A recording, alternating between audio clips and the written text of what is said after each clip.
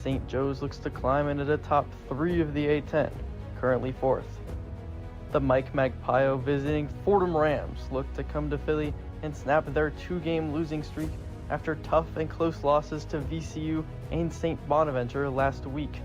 The A10's leading scorer, Day-Day Reeves, continues his hot season, averaging almost 19 points per game over his last 12 performances. It's the Fordham Rams and the St. Joseph's Hawks in A10 conference basketball next on WFUV Sports.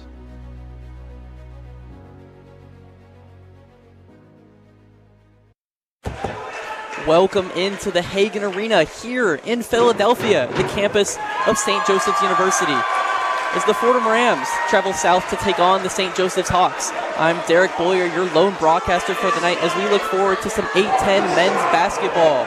But before we get into game time, I had the chance to speak to Fordham head coach Mike Magpio about tonight. Derek Beaulieu, joined by Fordham men's basketball head coach Mike Magpio. Just a couple questions for you. Fordham's bread and butter all season has been rebounding, especially offensive rebound, but the past couple games it's been a little bit of a struggle to get those rebounds. How do you expect to bounce back, and how do you want to bounce back today? Yeah, and that's been a big factor, in our last 2 really close losses. I think obviously missing our big fella Jack Whitbourne has been a part of it, but we really focus on the fundamentals here and making sure that we're ready to have one of our best rebounding games of the year. On the road. In this gym against these athletes, and they got a center who's really active down there. We got a gang rebound. We need all 5 guys to be coming out with 4 or 5 rebounds each. I mean, it's got to be a big part of the game plan, and it truly is.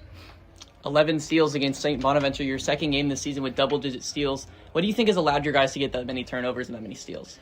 They came out with a lot of aggression and purpose, and then, the zone does generate some turnovers for us, which is good. And just, we got some active guys, Rikus and Day-Day, who are starting to figure that out, and we got some length out there. And I think the length is what's really starting to, deflect balls and get us some random steals mixed in with the change in defenses. So that'd be great today. We'd love to turn these guys over. We want to disrupt these guys, get them out of their comfort zone. They're in a pretty good rhythm offensively until the last game a little bit. And so, they'll be coming ready to go, but we'd like to disrupt them in any way possible. Gotcha. And last one for you. Pace is a big part of your game, and setting your pace is how you get your offense in rhythm. How do you intend to do that tonight? Yeah, I think we have to do the job in transition. That's where St. Bonaventure got us the last game. They scored over 20 points in transition against us. And when we get it to our pace and we can set our defense, we do a pretty good job there. We've been defending at a fairly high level, but when we're giving up fast break points and letting guys get runouts, it doesn't go as well for us defensively. So that'll be a big focus on ours. We'll be tracking that as the game goes on and making sure that we're doing the job in transition. Thank you, Coach. Yeah, Fordham men's basketball next on WFUV Sports. Welcome back once again into the Hagan Arena as Fordham plays their first road game after a couple losses to VCU and St. Bonaventure. Starting lineups coming out for both teams, and a couple notes before game time. Jack Whitbourne still out for the Fordham Rams. Seems to be an injury that impacts their size and their rebounding quite a bit, which is why they struggled with rebounding. Coach Mike Magpio said quite a bit against St. Bonaventure and VCU.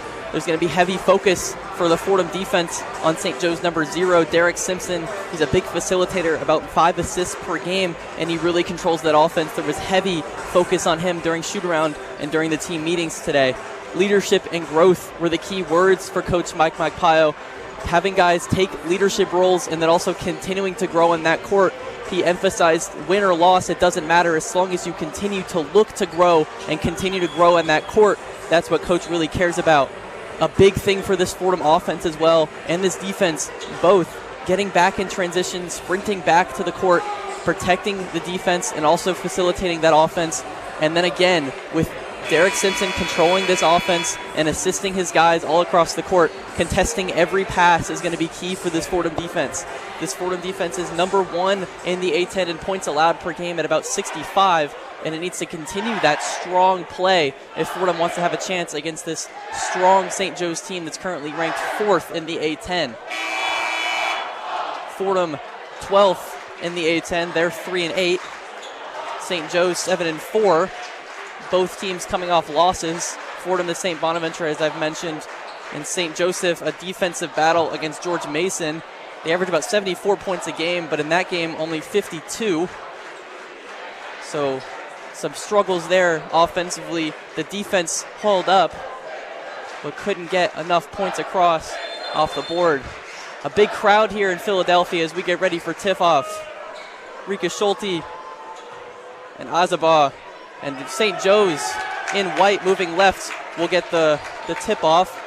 Fordham in their classic maroon. Derek Simpson starts this game. Top of the key, facilitating his offense to Williford. Back to Simpson, into the paint, a long two, just off back iron. Rika Schulte with the rebound. That was Haskins for St. Joe's with the long two. Day Reeves looks to start this game off strong for the Fordham Rams. He leads the A-10 in scoring at about 19 points a game over his last 12, 18 overall on the season. It's Louis Lesmond over to Rika Schulte, but his pass, as Rika Schulte went to grab it for a lay or a dunk, was deflected out of bounds. It'll stay Fordham ball. But a lot of movement early. Louis Lesmond starting in this game. Not a typical starter for this Fordham offense, this Fordham team. Abbas Bodija also starting instead of Jack Whitbourne, who I mentioned earlier, is injured. It's Bodija on the right corner. He's moving on his guy. Passes out to Akira Jacobs. He takes the left wing three. It's good. Akira Jacobs starts strong. That's a 3-0 Fordham lead. 19 minutes left in this first half. That's Williford back to Simpson. Top of the key. Williford drives off Data. His two is good. A one-handed hook for two. Cuts this lead 3-2. 19 minutes left still. Day Reeves, Rika Schulte yelling at him. Day Reeves and Rika Schulte, the two main leaders on this team that Mike Magpio was emphasizing. That's Rika Schulte driving, and he loses the ball. Picked up by Glover Toscano. His layup is not good, but fouled by Akira Jacobs. Akira was the one man he had to beat, as Glover Toscano isn't able to catch the bucket, but gets fouled and dives into the crowd. There's a strong student section here for St. Joe's. The student section packed with cheerleaders, and I'm not 100% sure the reason behind this, but about 5 dudes wearing hard hats. I'm not sure if that's emphasis or if that's culture here in St. Joe's. But six guys in hard hats. Excuse me, I cannot count. 3-2 Fordham lead, 18:43 left in this first half. The first free throw from Glover Toscano bounces in and out. Not a lot of Fordham representation here in Philadelphia. About a 2.5, 3-hour drive, so it does make sense from the Bronx. That second free throw also not good. Glover Toscano goes 0 for 2 from the free throw line. Keeps this game 3-2, 18:30 left in this first half. It's Day Reeves, top of the key. He's driving near the paint. Pass back to Abbas Bodija, top of the key. Bodija keeps it left wing. Passes to Rika Schulte. Rika Schulte working on his man.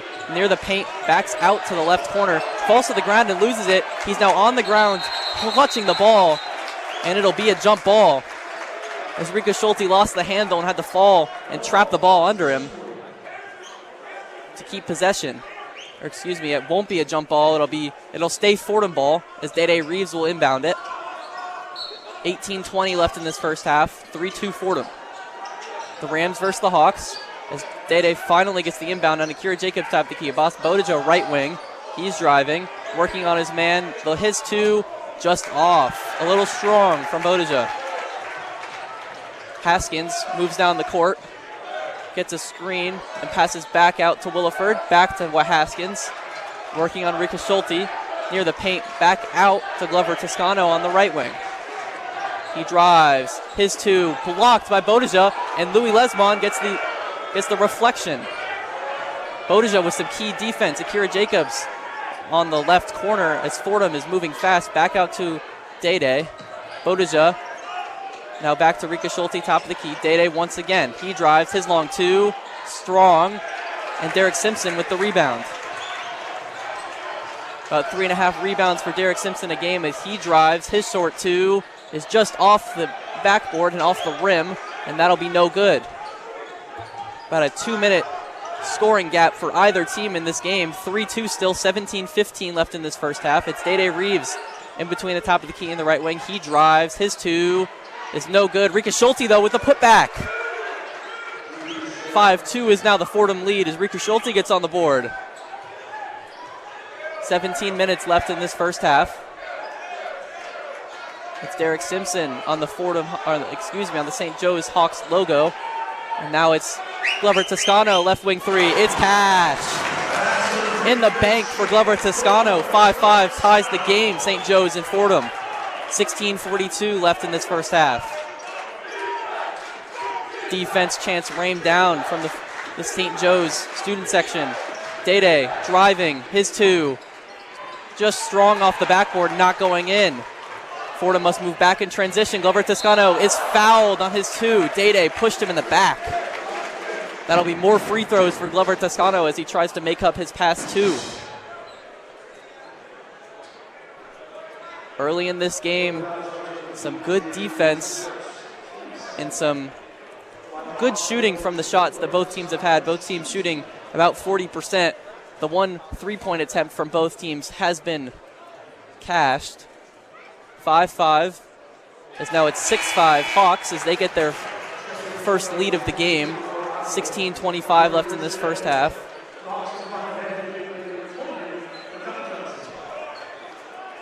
Rora Core subs into this game. Christian Henry as well in this game for Fordham. The second free throw also good. Extends the lead 7-5 Hawks. Again, 16:30 left in this first half. As St. Joe's tries to keep the full court press going, but Fordham able to cross half court. Christian Henry signaling his offense as he takes control. Another guy emphasized for his leadership. Abbas Bodija, left wing. Thought about three. Rora Core takes a three. Just short off the rim. 16 minutes left in this first half. Derek Simpson moving up the court. He's driving in the paint. His two. Bounces around but is no good. Rika Schulte gets that rebound. Christian Henry now. Rika Schulte, top of the key. Thought about three. Doesn't take it. Rora Core faked the pass to him. Rika Schulte still with the ball. Top of the key. Thought about passing to Day Reeves right under the rim, but doesn't take it. Now it's Christian Henry, right wing. He gets fouled. Derek Simpson with the foul on Christian Henry. And that'll be a media timeout here in Philadelphia. The rebounds have been heavily emphasized by Coach Mike Magpayo and myself. 6 rebounds already for Fordham. 1 offensive, 3 from Rika Schulte himself, as we'll take a break here in Philadelphia at the Hagan Arena as Fordham men's basketball is here on WFUV Sports.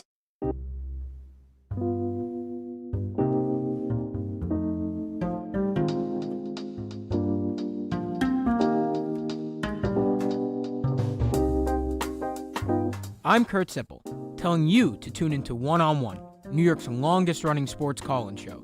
Catch us live every Saturday on our WFUV Sports YouTube Live from 11 a.m. to 2 p.m., and later on 90.7 WFUV from 11 p.m. to 2 a.m.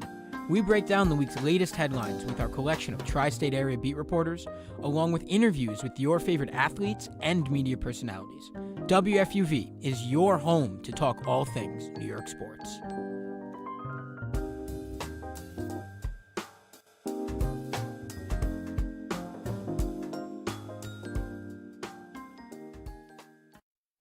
Welcome back to the Hagan Arena, the home of the St. Joseph's Hawks. I'm Derek Beaulieu once again as the score is 7-5 Hawks. About 5 minutes into this first half, a couple things to note. The rebounding has been much improved so far for Fordham, out-rebounding St. Joseph's 6-4 early in this game. Some good defense on both sides, and Akira Jacobs quickly off to a start as he hits a 3 early in this game. Getting him started is definitely something that Fordham needs to do if they want their offense locked and loaded for the rest of this game. He's a spark plug. He's an A-list shooter for Fordham that they need to continue in this game. Day Reeves hasn't gotten started quite yet. He's 0 for 3 from the field, but being the A-10's leading scorer, should not be worried about him just yet, as he will, of course, find a way to come back and continue his hot streaking scoring.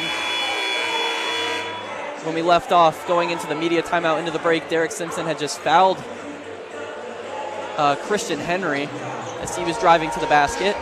15:36 left in this first half as Christian Henry will inbound about in line with the three, with the top of the key, the three-point line, but of course on the right sideline. Fordham set up with the play. Abbas Bodija's in the left corner all alone, Inbound to Rika Schulte. Get a new shot clock. Rika Schulte takes a three, and it's just long. I think everyone was surprised Rika Schulte just took a three there as the St. Joe's offense quickly down the court. Derek Simpson's pass almost out of bounds. That's to Finkley as he loses the ball there. Abbas Bodija with a nice steal. Turnover there for St. Joe's. 15 minutes about in this first half as Christian Henry drives but loses the ball. It'll stay Fordham ball as that was knocked out by Mikai Johnson as there was a couple substitutions after the timeout for St. Joe's. Christian Henry inbounding to Abbas Bodija. Thought about three. Passes to Schulte under the rim, and his two is good. That ties the game with 15 minutes left in this first half. Derek Simpson directing his offense. Johnson back to Simpson. Into Finkley. Under the rim for Justice Azaba, but misses as Christian Henry will come back down the court. Roar Core left wing, now back to Christian Henry. Gets a screen from Rika Schulte. Christian Henry trying to keep a hand on the ball. Roar Core right under the rim. And he misses his reverse lay. I believe they'll call a travel on Roar Core anyway. Giving the ball back to St. Joe's. Justice Azabal leaves this game. Interesting to note, last year he was an A-10 all-defensive team with 86 blocks. 8th in program history. He's got 58 in this season. Defensive specialist. Not much of a scorer, but being 6'10", you can do a lot under the rim no matter what. Finkley passes in to Haskins. Back to Finkley for a three. Nothing but net.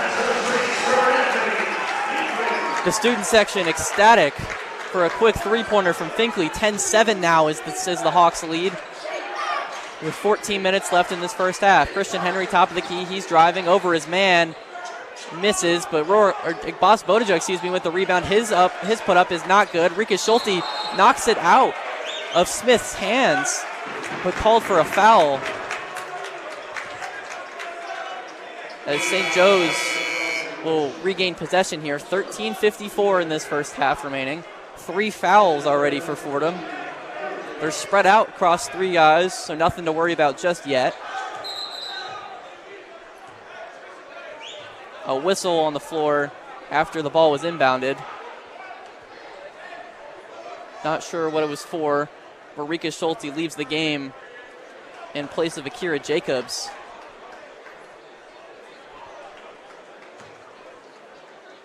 Jaden Smith in this game for St. Joe's. It'll be Williford over to Haskins, back to Williford. Finkley top of the key. Now it's a right corner three, and it's good. Glover Toscano noted as a deep ball threat, and he shows why he's threatening right there. Corner three, 13:30 left in this first half. 13-7 is now the Hawks lead. Fordham 1 for 6 in their last 6 field goals. Been a while since they've scored. Day trying to change that. His 2 is good. Clean for Day. Stepping back in the paint and jumping. Finkley over to Glover Toscano in the other corner, just off, but it's bounded up in the air. Blocked there by Roar Core, the putback from Glover Toscano.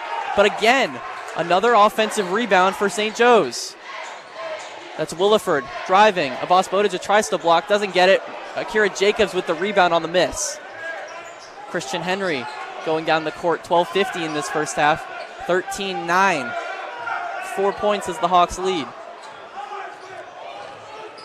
Christian Henry on the Hawks logo, defended tightly, loses that ball. One-on-one with Haskins. Haskins, step back, tries for the 2, and is not able to get it, but a foul on the court.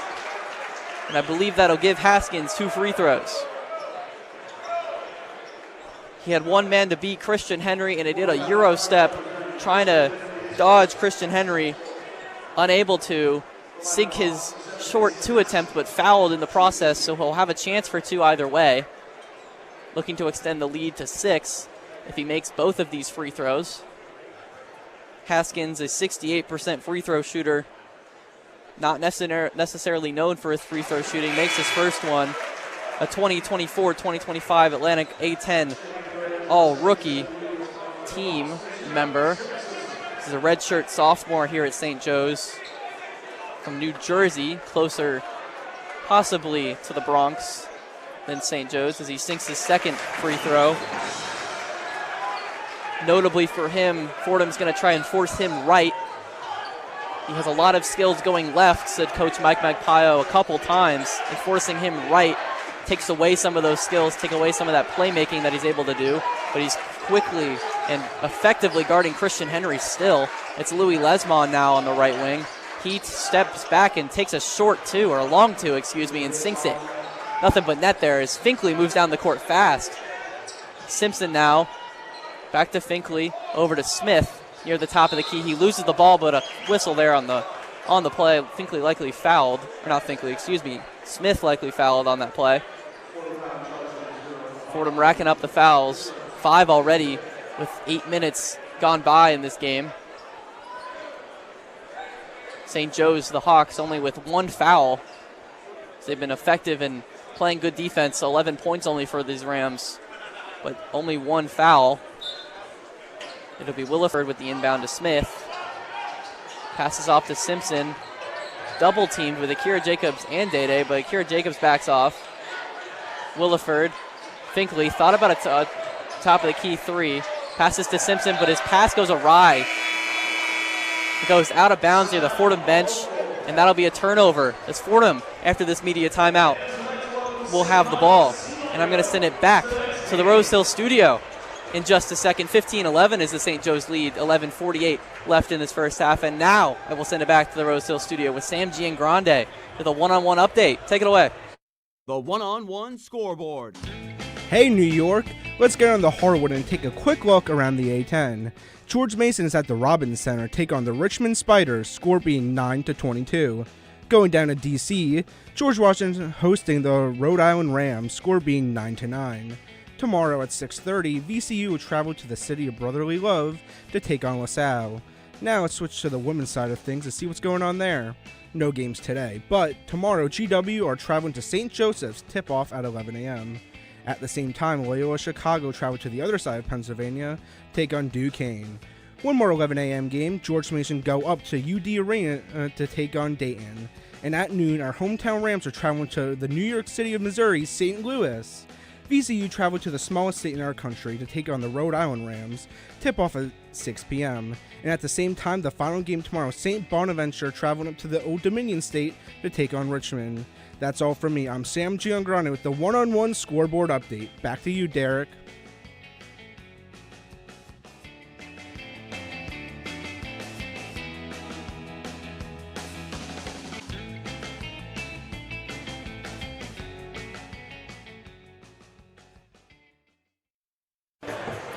Thank you, Sam. Welcome back to Hagan Arena. I'm once again Derek Beaulieu. This is the Fordham Rams taking on the St. Joseph's Hawks. 15-11 is the Hawks' lead. A 4-point lead, one of their biggest of the night. I believe their biggest was 6, as the Hawks continue to play good defense but also have some good offense. They're 3 for 4 from the three-point line. Glover Toscano has 2 of those threes himself, 2 free throws as well. Well, he was shot 50% as he was fouled very early in this game, but missed both of his free throws. A lucky break for Fordham, but they weren't able to take advantage after that play.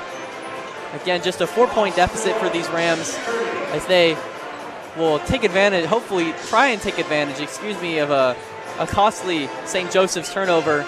A wide pass goes out of bounds into the media timeout, and Akira Jacobs will have the inbound on the St. Joseph's side of the ball, right next to his coach.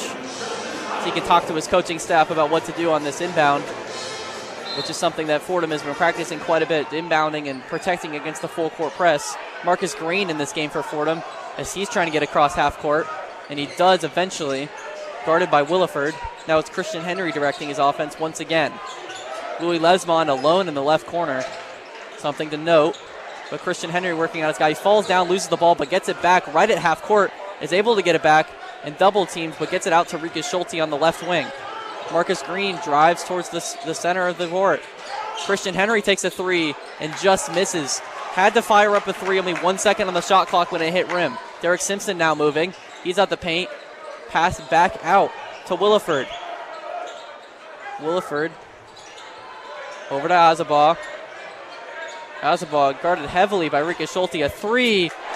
That's Williford in the corner. 4 threes in this game for St. Joe's on just 5 attempts. 18-11. 7-point lead, the biggest of the day. 11 minutes left in this game. It's Marcus Green driving. Christian Henry.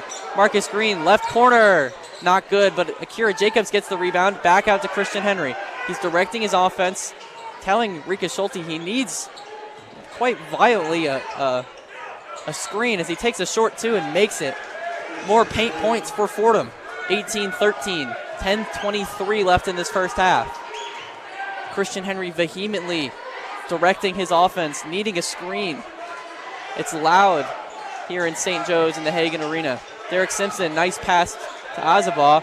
It's another three for St. Joe's, and they're unstoppable. Williford, back-to-back threes. 10 minutes, 21-13, as we're halfway through this first half. Perimeter defense is something that Fordham needs to establish soon. Above 80% shooting is not something you can sustain. Akira Jacobs is left wing. Rika Schulte left corner, but towards the paint. He's in the paint, trying to fake his man, but he's not leaving, but he manages to get the right hook in the basket. That's Azabaugh guarding him. Like I said, all defensive team last year, so a really good defender, but Rika Schulte able to get by him. Williford over to Azabaugh. Now it's Kearney. Another three, but it's blocked by Marcus Green. Williford tried the three-pointer once again. Louis Lesmond over to Marcus Green in the corner, back to Louis Lesmond. Christian Henry directing his offense once again, top of the key. He's on the Hawks logo, trying to get another screen from Simpson, but Simpson stays with him. Akira Jacobs almost loses the pass from Henry. Henry, left corner, 10 seconds on the shot clock. Got to get something. Akira Jacobs, left wing three, just short, off the rim. Simpson with another rebound as he looks to score here. Kearney hits another left wing three, but no good. Louis Lesmond gets the rebound. Christian Henry once again over to Louis Lesmond. He drives, passes back out to Rika Schulte. Short two, it's good. Fordham puts their arms up, celebrating a nice play there to get Rika Schulte a lot of space and able to give him an easy short two in the paint. Williford, back to Simpson, back to Williford, left wing three, splash. Nothing but net for Williford once again. Williford on fire early in this game. Christian Henry, another screen from Rika Schulte, takes a short two, back off the glass and in. 24-19, 8 minutes left in this first half. Game moving much faster, much more smoothly. No fouls since the timeout at about the 12-minute mark. That's Azabaugh right under the rim, guarded by Rika Schulte. Has to pass out to Williford. Another three. Tries to bait the foul, misses the three, gets neither. Christian Henry now. Again, guarded by Williford. Directs Rika Schulte. Another screen from Rika Schulte. Seems to be working to get Christian Henry some space. Rika Schulte back out to Marcus Green beyond the arc. He's trying to find some space. He's not able to. Is forced to go out to Christian Henry. Louis Lesmond, right corner, wide open. Just off the side, and not Fordham not able to get the offensive rebound either. Akira Jacobs fought for it, but ultimately Haskins comes back down with it. 7 minutes left. 24-19 remains the score. The Hawks leading the Rams here in Philly. Azabaugh back to Simpson, and it's Simpson's pass. He was driving into the paint, tried to pass it to Kearney, and was threw it way over his head. Jack Whitbourne on the bench grabbing it, as he's currently hurt, not playing for the Fordham Rams. 7 minutes exactly left in this game. 24-19 is the Hawks' lead as they extend their lead by one since the last timeout. And we're going to go back to the Roseville studio for just a short break as WFUV has Fordham men's basketball.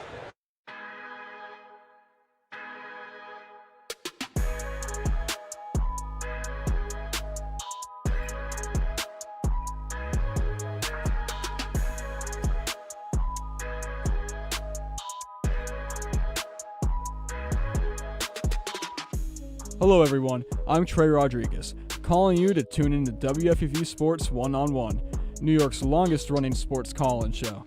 We're live every Saturday on YouTube from 11 a.m. to 2 p.m. and later at night on 90.7 FM from 11 p.m. to 2 a.m.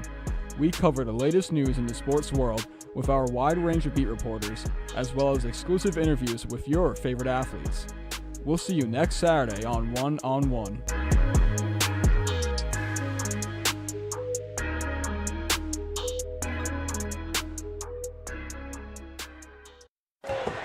Derek Beaulieu welcoming you back into the Hagan Arena, the home of the St. Joseph's Hawks, as Fordham trails in this game 24-19, 7 minutes left in this first half. Fordham currently winning the turnover battle, although both teams playing pretty clean basketball. Fordham with 3 turnovers of their own, the Hawks with 4. But really the part that stands out to me most in this stat sheet, 16 of Fordham's 19 points are in the paint. The only 3 that aren't, the first 3 points of this game from a left wing 3 from Akira Jacobs. Aside from that, Fordham's 1 for 7 from the 3-point line, shooting 42% overall, or about 43%, but 14% from 3. No free throws yet in this game, while St. Joseph's has 6 free throw attempts, making 4 of those. That's kind of the difference in this game, as the Hawks lead by 5. If you take those 4 points off, it's only a 1-point deficit. But the rebounding has been quite a bit improved for this Fordham team. 25 rebounds in their last game against St. Bonaventure. They already have 12 here in this game. 3 offensive rebounds to St. Joseph's 2. Even on the defensive rebounds, 9 each. But it's much improved already. Rika Schulte with 5. And Rika Schulte already on pace for a double-double. 8 points on 4 of 5 shooting and 5 rebounds. He has 7 of those on the season and leads the team. So it'd be interesting to see him get an 8th and maybe lead the team to some more scoring and some more second chance points. As Fordham and St. Joe's come back onto the court, Rora Core back in this game, Day Reeves back in this game, Louis Lesmond and Rika Schulte stay, Christian Henry as well. It's Simpson, Johnson, Azabaugh, Finkley, and Glover Toscano for the Hawks. As a lot of starters back in this game. Christian Henry didn't start, but Day Reeves did, Louis Lesmond did. So a lot of starters back in this game as we take this last 7 minutes of this first half. 24-19 once again is the score. Christian Henry on the Hawks logo right on the face, trying to facilitate and conduct his offense. He's driving into the paint. He's 2. There's a whistle as Christian Henry bounced his layup off the backboard, and he was fouled, I believe, on that play. Yes, he was. So he'll get free throws here. 24-19 once against the score. Hawks leading the Rams. Christian Henry on the season only a 56% free throw shooter, as the noise gets to him here in Philly. That one off to the right. A lot of subs, or 2 subs, excuse me, for St. Joe's. Smith and Williford back in this game, so we'll even more starters. Williford started, Smith did not. Christian Henry's second free throw is good. Cuts the lead to 4, 24-20, 6:30 about left in this first half. Williford taking the role of point guard with Simpson on the bench for the moment. He's on the right wing. Finkley, top of the key, back to the right wing. Back to Finkley, takes a 3, just off. A little bit strong. Finkley thought about another left wing 3 as St. Joe's gets the offensive board. Now it's Glover Toscano. He dunks it. Slam it down in Philly. That's why the hard hats are out. Watch your head. 26-20. St. Joe's over Fordham. 6 minutes in this first half. St. Joe's brought a drum, and they're banging it loud on the defensive chance. Christian Henry's layup just off. Bounced around the rim a couple times, but not able to go in. Finkley driving down the court. That's Williford. A dangerous 3-ball could be coming from him. Guarded by Roricore. Very tall, so probably can't shoot it over him. That's Smith now, top of the key.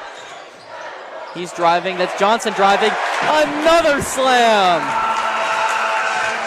They better be handing hard hats out because I might need one. 28-20 now, St. Joe's.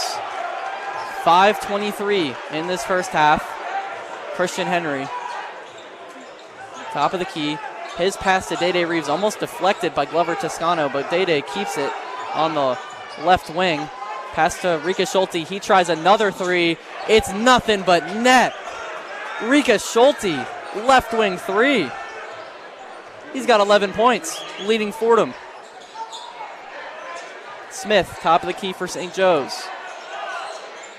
Back out to Glover Toscano. Double teamed right now. Pass against the advantages to get the pass out. It's Williford, now Smith. Still top of the key. He's driving on Rika Schulte. Make him fall. And that'll be an offensive foul on Smith for making Rika Schulte fall to the ground. He missed his lay anyway. 28-23, the Hawks lead, 4:42. Aurora Core will have the inbound. Rika Schulte, a .167, so a 17%-ish three-point shooter. Has taken two so far in this game and nailed his second. Nothing but net. 4:38 left in this first half. Louis Lesmond on the right wing. Over to Bas Bodija now in this game. He's in the paint. His short two. Bounced around and not good. Finkley with the rebound. Williford driving down the court. He's going straight to the bucket.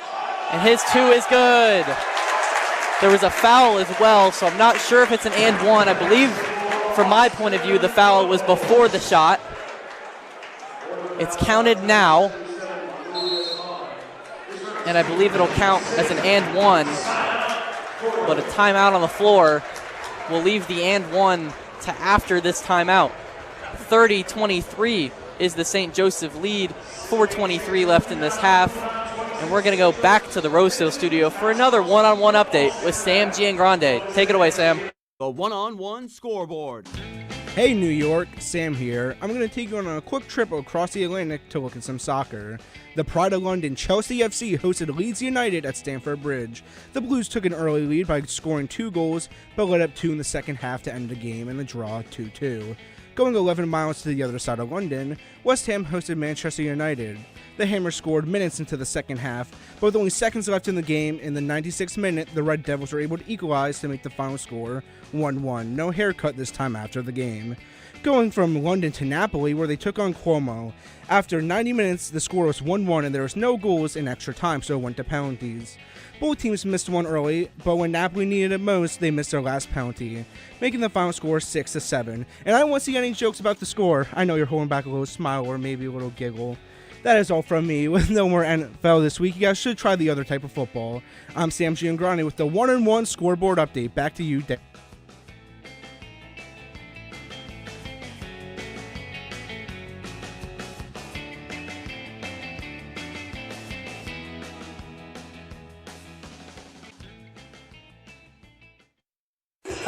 Derek Boyer welcoming you back once again to the Hagan Arena. And Sam, no, I was not holding back a laugh. I'm an adult.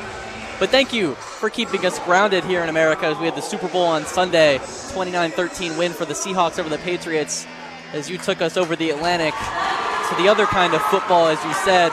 I will not be trying that out. I've got a basketball game to call, Sam. Don't distract me. So in this timeout is Fordham and St. Joe's looking at some plays, but something that's been kind of key for this Fordham team, or not exactly key, the wrong kind of key, is coming out to a slow start. They're down 7, likely going to be 8 after this free throw from an and one. And coming out to a slow start has prevented Fordham from a lot of wins that they could have had. Close losses they have a lot of close losses on this season. Coach Mike Magpio highlighted their close wins and losses and St. Joe's close wins and losses, showing that the difference between the record, the only difference between these two games that's very noticeable is record, because St. Joe's comes out with a lot, especially in the A-10 and conference play, a lot of close wins, while Fordham not necessarily able to close out or come back in a lot of close games. Coming out to a slow start, being down 10, 12, even 7 at halftime, and having to build your way back up in that second half is not a record, not a key to success, is not what you want to be doing every single game. But when you watch this Fordham team, that's what tends to happen. They're not able to establish their pace early on. as Williford, in fact, misses that free throw. I apologize to all St. Joe's fans listening, as I expected Williford to make that and push it to 31, but he did not. But again, Fordham coming out to a slow start and having to build back in that second half is not a recipe for success. Roricore right wing three, not good. Defensive rebound. Glover Toscano. Finkley over to Haskins. He's got a lot of space. Left wing. Cash it once again. $3. 33 now for St. Joe's. It's a double-digit lead. 33-23, 3:45 left in this first half. Day Reeves now facilitating the offense. Passes back and forth between the right and left wing. Day Reeves, top of the key, three. Just strong. Rika Schulte falls to the ground trying to get the rebound. Isn't able to grab it. Glover Toscano going down the field, down the court. Finkley three. It's short. Day Reeves with the rebound. Finkley had a lot of space as there was two Fordham players still not able to get back across the court. Day short two. Just strong. Roricore and Derek Simpson both going for the rebound. And Derek Simpson, it's Austin Williford, not Derek Simpson. They were both going for the rebound. It was Williford and Roricore. And Roricore knocked Williford to the ground. He was quick to get up, but still a strong hit and an audible gasp from the crowd as Williford will get free throws here, as they have entered the bonus with 7 fouls from Fordham. Only 3 from the Hawks. Williford nails his free throw. 34-23 now. 11-point lead for the Hawks. There's only 3:14 left in this first half. 23 minutes of basketball left, and a deficit to make up for Fordham if they try and come back. Williford misses his second free throw. Day Reeves down the court. Kira Jacobs into Rika Schulte in the paint. Back out to Abbas Bodija on the right corner. Day now moves to the right wing. Louis Lesmond over to Akira Jacobs. Rika Schulte in the paint once again. His two is good once again. 13 points for Rika Schulte. Not a lot for everyone else on this Rams team. Haskins, left wing three. It's good once again. Fordham not able to track out and keep the perimeter closed. Keeps allowing these wide open threes. 8 for 13. St. Joseph's shooting 61%, 62% if you round up from beyond the arc. 50% overall, as they have 8 threes and only 4 other kinds of field goals, as well as 5 free throws. That accounts for all 37 of St. Joe's points, as they have a 12-point lead over Fordham. They have 25 points, 2:36 left in this first half, as we're at a timeout once again. Fordham forced to take a timeout to recover and try and establish a plan for this hot St. Joe's offense. And we're going to take a break here from Hagan Arena as Fordham men's basketball is on WFUV Sports.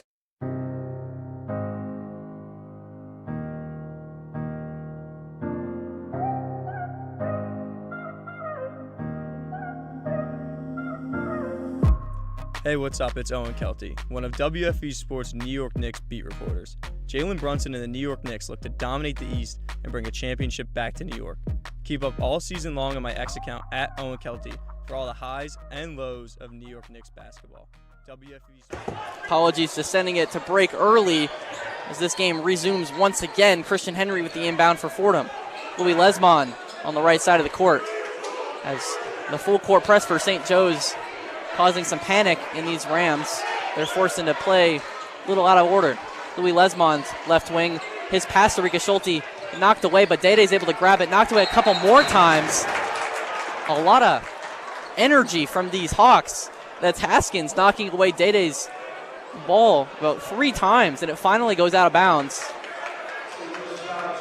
St. Joe's celebrating. I assume that means it would be Hawks ball, but it's not. Christian Henry will get the inbound. Must have been Haskins that knocked it out of bounds out of Day's hands. Christian Henry ordering Louis Lesmond back. on the Hawks logo, but now they'll move the inbound spot. It was originally right in front of the St. Joe's bench, but now it's behind the basket. 37-25 the score. The Hawks lead, 2:14 in this game. Christian Henry inbounds it to Rika Schulte right under the basket. His two is easy. Cuts the lead to 10. 2 minutes left. 15 points for Rika Schulte, leads everyone as he's been very efficient under the basket and has added a three as he's playing good defense here too. That ball's knocked away. Akira Jacobs holding on to it. Well, Williford is as well. It'll be a jump ball near center court as Rika Schulte was able to knock a pass away from Azabah. Day Reeves and Akira Jacobs floundering on it, but Akira Jacobs able to grab it, but it was in the hands of Williford already, so both of them holding on to it. It will not be a jump ball. Williford will keep it. 1:52 left in this first half, 37-27. A whistle right when the inbound was about to be started. It'll be another Fordham timeout as they continue to take timeouts to try and establish something. And now I believe I have time to send it back to the Rose Hill studio. We're going to take a break here. Fordham men's basketball on WFUV Sports.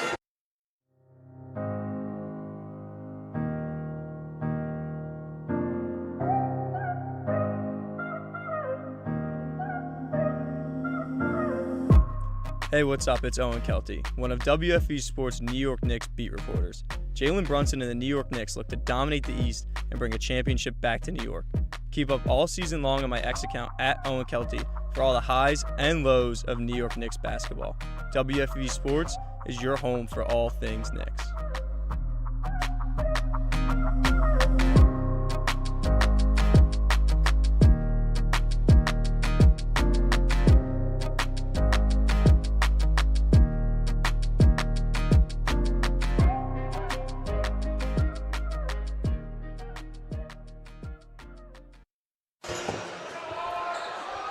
Glover Toscano with the inbound as we get back into play immediately coming out of the timeout. That's Haskins. Now over to Simpson, who's back in this game. A right corner, it's Williford. When you see him beyond the arc, you expect it to be cashed. And it is, right in the bank, 40-27. Hawks, their biggest lead. Defense chance raining down as they look to keep that lead.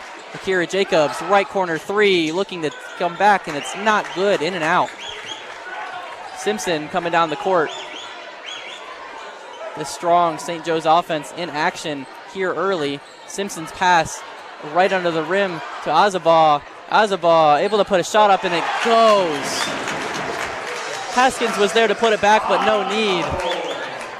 As Christian Henry's pass to Day Reeves almost knocked away.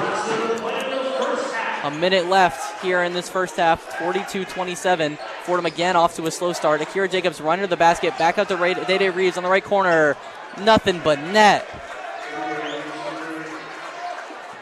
When St. Joe's makes a three of the same kind, this arena explodes, and Day hitting a three there. Almost no sound change whatsoever here in this arena. A 12-point lead will do that as Simpson directing the offense once again.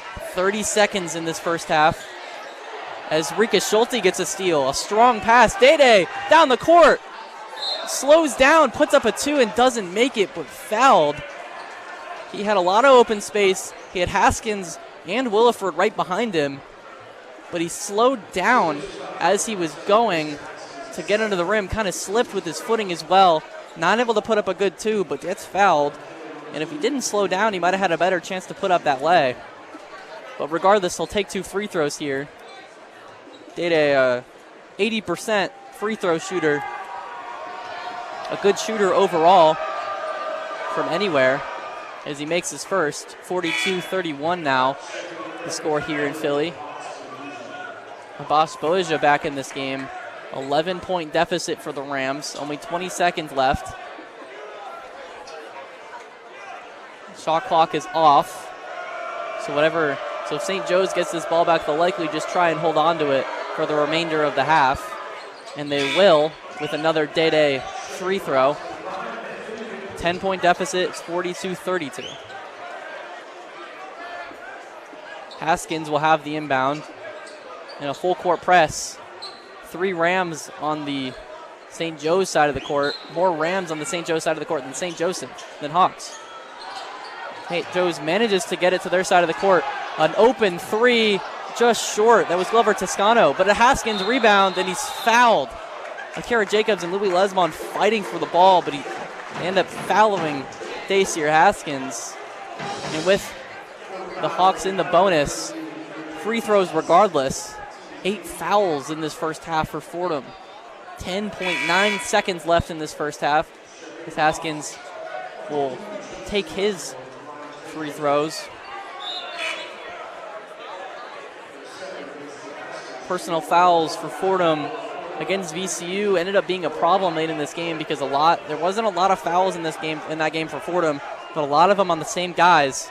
No one on Fordham except Akira Jacobs with more than 1. Well, they have 8 fouls. 7 different guys have them. Haskins misses the free throw, and then with them being in the bonus, only gets 1 free throw. It was tried to be saved by Williford, and he manages to keep it in bounds, but it goes out of bounds on the sideline as he tried to keep it in bounds behind the basket. 42-32, 7 seconds for the Rams to do anything. Louis Lesmond will inbound to Christian Henry on the opposite side of their basket. Christian Henry gets it, 6 seconds. Has to go back to Louis Lesmond, but the pass is errant. Williford gets it, 1 second, puts up a 2, and it's no good. No basket as Haskins grabbed the rebound and put a shot up, but it was way after the clock expired. And St. Joseph's and Fordham will both go into the locker room for halftime. It's 42-32, St. Joseph's over Fordham. Fordham off to another slow start, and the defense not nearly as good as it's been in the past couple of days, on track to give up over 80 points if the shooting for St. Joseph's continues, but it's unlikely that it will. 60% three-point shooting is not something that's sustainable over a whole game. 9 for 15 the Hawks are. 50% field goal shooting overall. They're better three-point shooters than they are within the arc. Meanwhile, for Fordham, only a quarter of their shots from beyond the arc have fallen. 1 from Schulte, 1 from Jacobs, 1 from Dede. Free throws also a big thing to look out for. While St. Joseph's had 10 free throw attempts, they only made half of those. And that's something to look out for if Fordham continues to foul a lot, if the free throw shooting will improve or not. If it does not improve, Fordham has a lot of room for error with their fouls later in this game. Rika Schulte on pace for a double-double still, 15 points and 6 rebounds for him.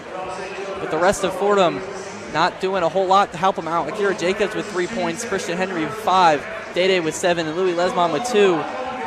So Rika Schulte accounts for almost half of this Rams offense. Williford has 6 field goals made. 4 of those are three-pointers. He's shooting 80% himself. He has 17 points on the day. Very, very good stat line for Williford. 10 points also from Glover Toscano, as he has 2 threes, and Haskins has not missed from beyond the arc, only putting up 2 attempts but making them both. With that, the score is 42-32 as the Hawks will lead the Fordham Rams. And I am Derek Boyer, sending it back to the Rose Hill studio for a halftime show with Kurt Sippel and Sam Giangrande. Have at it, guys. The one-on-one halftime report.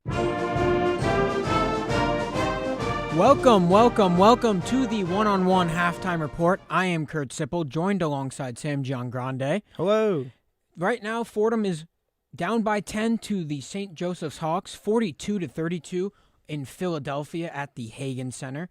So far right now, we are seeing that Fordham went on a 5-0 run to close out that half, keep Fordham within that 10-point deficit that they've been in so far. But Sam, Fordham playing from behind has been quite the common theme all year this year. It's been quite tough for Fordham to get out of holes, and that's something that is a common theme and something that we've talked about, that we've heard people talking about with Coach Mike Magpio a lot, because the issue with Fordham is you're going to go down a few points, 10 points. You go down a few points in the first half, and then you're digging yourself out the whole way through. That's a pretty tough predicament to be in for the most part throughout the game, because with this red-hot shooting team in general in St. Joseph's, it's going to be really tough if they're able to keep that up. I think for Fordham right now, it's not bad. I think for how Fordham usually is, I wouldn't say this is their worst, but I wouldn't say it's great. But I do think this is kind of a classic Fordham game. My prediction, like always, they're going to start the second half bursting out the gates. They're going to play very well. They might even go above these Hawks, but then they're going to end it like the same way. They're going to start slowing down. They're going to become tired, start crashing out. And I think it's been a very common thing for Fordham. I wouldn't be surprised this happens again. The issue right now is that there isn't much help to Rika Schulte. Rika Schulte right now, 15 points, 7 of 8 from the field. He has hit one of his 3-point shots, as Fordham has hit only 3 of those shots, the others made by Akira Jacobs, who is the X factor from the 3-point line as usual, as well as Day Reeves, who does not hit a lot of his 3-point shots, but he is the league leader in points so far in today's game, in points in the entire A10. But so far, Day Reeves, not a casual game for him, only dropping 7 points. Right now, the majority of the scoring being done by Rika Schulte, dragging this Fordham Rams on his back with a red-hot 7 of 8. He's made back-to-back shots that way. He hasn't missed one since his first shot recently. He's also on the rebounding battle, doing the most for Fordham right now with 6 rebounds.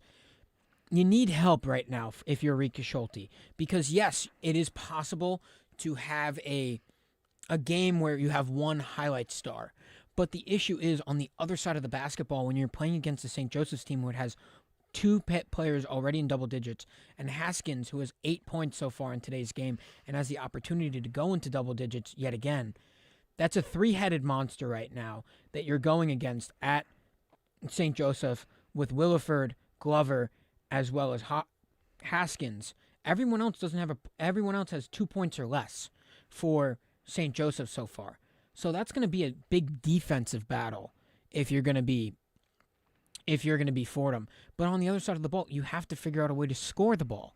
I think this is could be a halftime show all about themes, Sam. It's a very themed game. It is, because you can see, yet again, Fordham shooting 41% from the field, but 25% from the 3-point line. This is something that is a usual thing for the Fordham Rams as well. This season, the league's worst 3-point shooting team at 29%. And that's not something that can help you win basketball games as well. Only a 44% shooting team from the field goal. So Fordham right now pretty much doing their average. And with the St. Joe's team that is 4th in the A10 so far, they've been competing in almost all of their games. Being average is not going to really help you. You need to try to be above average. Being average doesn't win games, and there's not much help for the big German, Rika Schulte. Like, if you want to be able to get back in this game, there has to be another common theme is their bench play, being able to spread the wealth around, and Fordham very much struggles with that. They're not able to get the wealth spread throughout the team, and it's usually just one player who's shining for the game, and then it ends up being everyone else is just way below. I think one thing that we did see from Fordham when they did win against St. Bonaventure, the first St. Bonaventure game, they did fall to St. Bonaventure last weekend, but when they played St. Bonaventure earlier a month ago, that when they played St. Bonaventure, almost everyone on the team was helping out, as well as a bunch of bench points were being scored from the Fordham bench. And that's something that you need if you're Fordham. One, the assist numbers have to go up. Right now, being out-assisted 12 to 7 from St. Joseph's having the advantage. You got to swing the rock a little bit more, try to create open shots. That's one of the issues that can arise from a lot of these basketball games that you see Fordham losing is you have one of the best assisting point guards in the entire A10 in Christian Henry. And the issue is when you're not utilizing their power of spreading the ball, because Day Reeves spreads the ball really well when he has the ball in his hands. And if you're not using Christian Henry's power of creating those shots for someone like Day Reeves, who likes those open twos that he can get, you're not creating those open threes for Akira Jacobs, who is that person that you rely on to hit 3-point shots for Fordham. That is the X factor. I'm going to keep repeating it because that's what Mike Magpie called him earlier in the season, was Akira Jacobs being the X factor for this Rams team. you have to create those shots. And by not being able to swing the rock and get those assists, you're not creating those shots. So it's really tough for Fordham to try to come back in a game like this when that's happening. He's the X from the X, as some people like to say. But I agree with you in that sense, where Fordham, the one time they really did exceed is having a more energized team, being able to use that bench play where the players, when they start to get tired in the late second half, they can come off and rely on other players. But I do agree with you also with Christian Henry being able to have that playmaker ability. I think that's something that's super undermined on this team, where having someone as the playmaker who's able to get the ball around the court, who's able to have that creative vision. I always like to bring up the sport I'm very knowledgeable in with soccer, that when you have that player who's able to get the ball around the pitch, being able to spread it to wherever they need to be able to throw the ball in such hard angles, being able to get it to wherever it has to go, it's something that's super undermined. But when you look back at it, you be like, wow, that's someone who's able to really change the tide of the game, be able to change the momentum, which Fordham very much needs right now. It may not be the most flashy of roles, but I think it's something that Coach Magpie may need to reassist that. Instead of going for the flashy, going for being able to score when this team really can't score, being able to switch the roles a little bit, be able to spread the wealth and be able to have that playmaking ability on the court. The other issue is that the paint points for Fordham, they get majority of their work in the paint. Right now, 20 points in the paint for Fordham. St. Joe's team in halftime is going to change these things, and they know that they can't shoot. So they're going to shut that valve off from the paint for Fordham and then not allow them to get those driving lanes. And the issue is, yes, Fordham is taller, and a lot of their shots are those putback shots that they get when they have offensive rebounds. Right now, only 3 offensive rebounds, actually getting out-rebounded in total by St. Joe's by 3, 19-16 on the rebounding battle, and getting out offensive rebound 4-3. That's not something that you see normally from Fordham as the league leader in offensive rebounds in the A10. Majority of their shots are putbacks, but they only hit about 50% of those putback shots. So if you're St. Joe's and you're able to shut down that painted area for Fordham and you force them to shoot, it's going to start getting tough for Fordham, and they're going to have to continue to try to find the shots that they need and move the ball in that way. So things have got to change as well. The defense for Fordham has to amp up just a little bit more.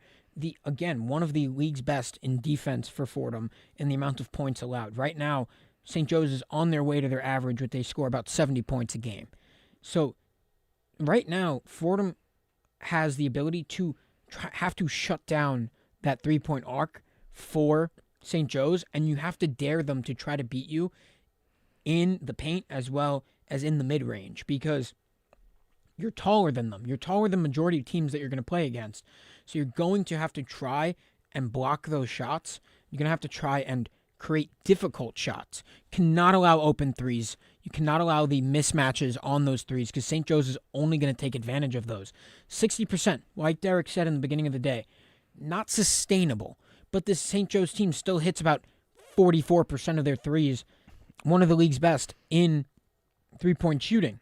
So, yet again, you're going to have to try and figure out a way to stop that and take those lower percentage mid-range shots that you're okay with giving up. We've heard Coach Mike Powell talk about that. He's okay with giving up those lower percentage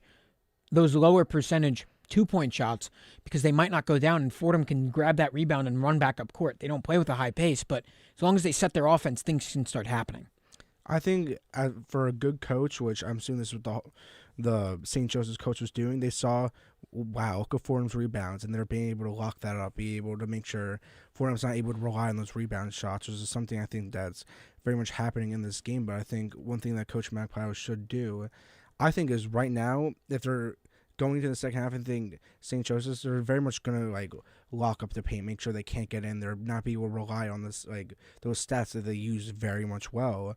So I think this is a game where maybe Fordham might have to be a little risky from the three, maybe trying to get more of those threes. And if they are able to use some of those playmakers they have on the team, be able to spread the ball, get into the right positions, I think they could come back into the game if they have a little bit of momentum. If they're able to at least get half of the threes they have missed so far, they're right back into the game. I think if they just chip away at it and slowly work their way up and be able to use the defense that they boast about so much, they could easily get back into this game. They don't need to make the stupid mistakes as well from fouling, right now, the fouling battle right now for Fordham, 8-5 as well. We saw Kira Jacobs foul a St. Joseph's player on offense at the end of the game, just because these things aren't good for the Fordham team, allowing extra shots, allowing St. Joseph's to go into the bonus earlier in a game. That only creates a lot more issues for Fordham as the game goes on, especially if the game gets tighter and closer. But we will see what happens in the second half. I have been Kurt Sipple, joined by Sam Giangrande. We will send you back to the Hagen Center in Philadelphia for the next half of St. Joe's versus Fordham. Derek, take it back away.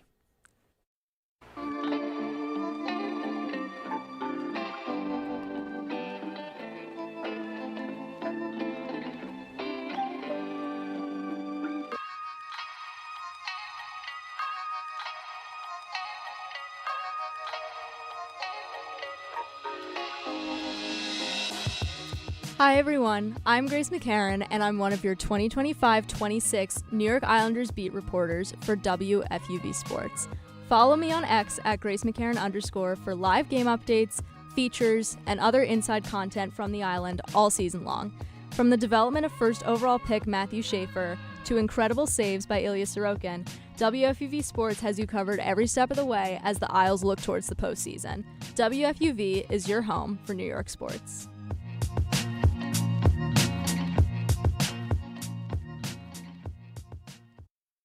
Thank you, Kurt. You're right. Welcome back to the Hagen Arena here in Philadelphia. St. Joseph Hawks leading the Fordham Rams 42-32 as we have about a minute until halftime is over. And Kurt and Sam discussed a lot of good points that I've dictated over the course of this broadcast so far, and a couple things that I have not as well. Akira Jacobs, as I said, when he hit that first three, I thought he was going to have quite a bit of a day going on later in that first half. That three he hit, the only shot that he's hit so far. He's got some rebounds, some assists, but not much going on for Akira Jacobs. Like you said, Kurt, Rika Schulte needs some help. And then also Fordham, once again, off to a very slow start. And this St. Joseph offense off to a much faster start than their last game. As I dictated against George Mason, they were at George Mason, only scored 52 in two halves. They're only 10 points below that. They've played 20 less minutes. A lot of that was because their shooting was quite measly, 50% from the free throw line, 27% from the three-point line. They're shooting double that from 60%. And just the St. Joe's offense much more of a rhythm. That might be because of the home crowd, which has definitely shown up. Discussing that a little bit before the game, but this home crowd, even more people filing in. The Hard Hats certainly doing their job.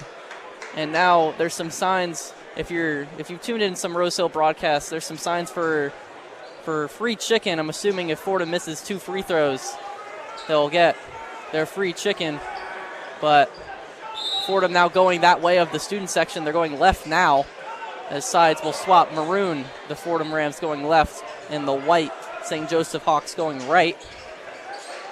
Akira Jacobs on the left wing, trying to find someone to pass to. He gets it off to Rika Schulte near the top of the key, who will give it off to Day Reeves. He's going towards the paint. He takes a long two, and it's a little bit strong, but Rika Schulte with the offensive rebound. New shot clock. Akira Jacobs open top of the key, but guarded now by Glover Toscano. Now it's Louis Lesmond going to the left corner. Back to Rika Schulte. He takes another three, and it's just short.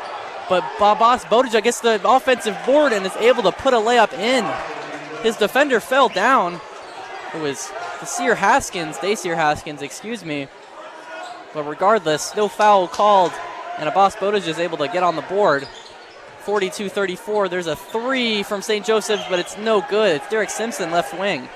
42-34, as I said. 19 minutes left in the second half. Day Reeves driving into the paint. His layup is good. Classic Day, driving through defenders and getting to the right under the rim. 42-36 now. It's Derek Simpson directing his offense to start this second half. A lot of their starters back in. Haskins, Williford.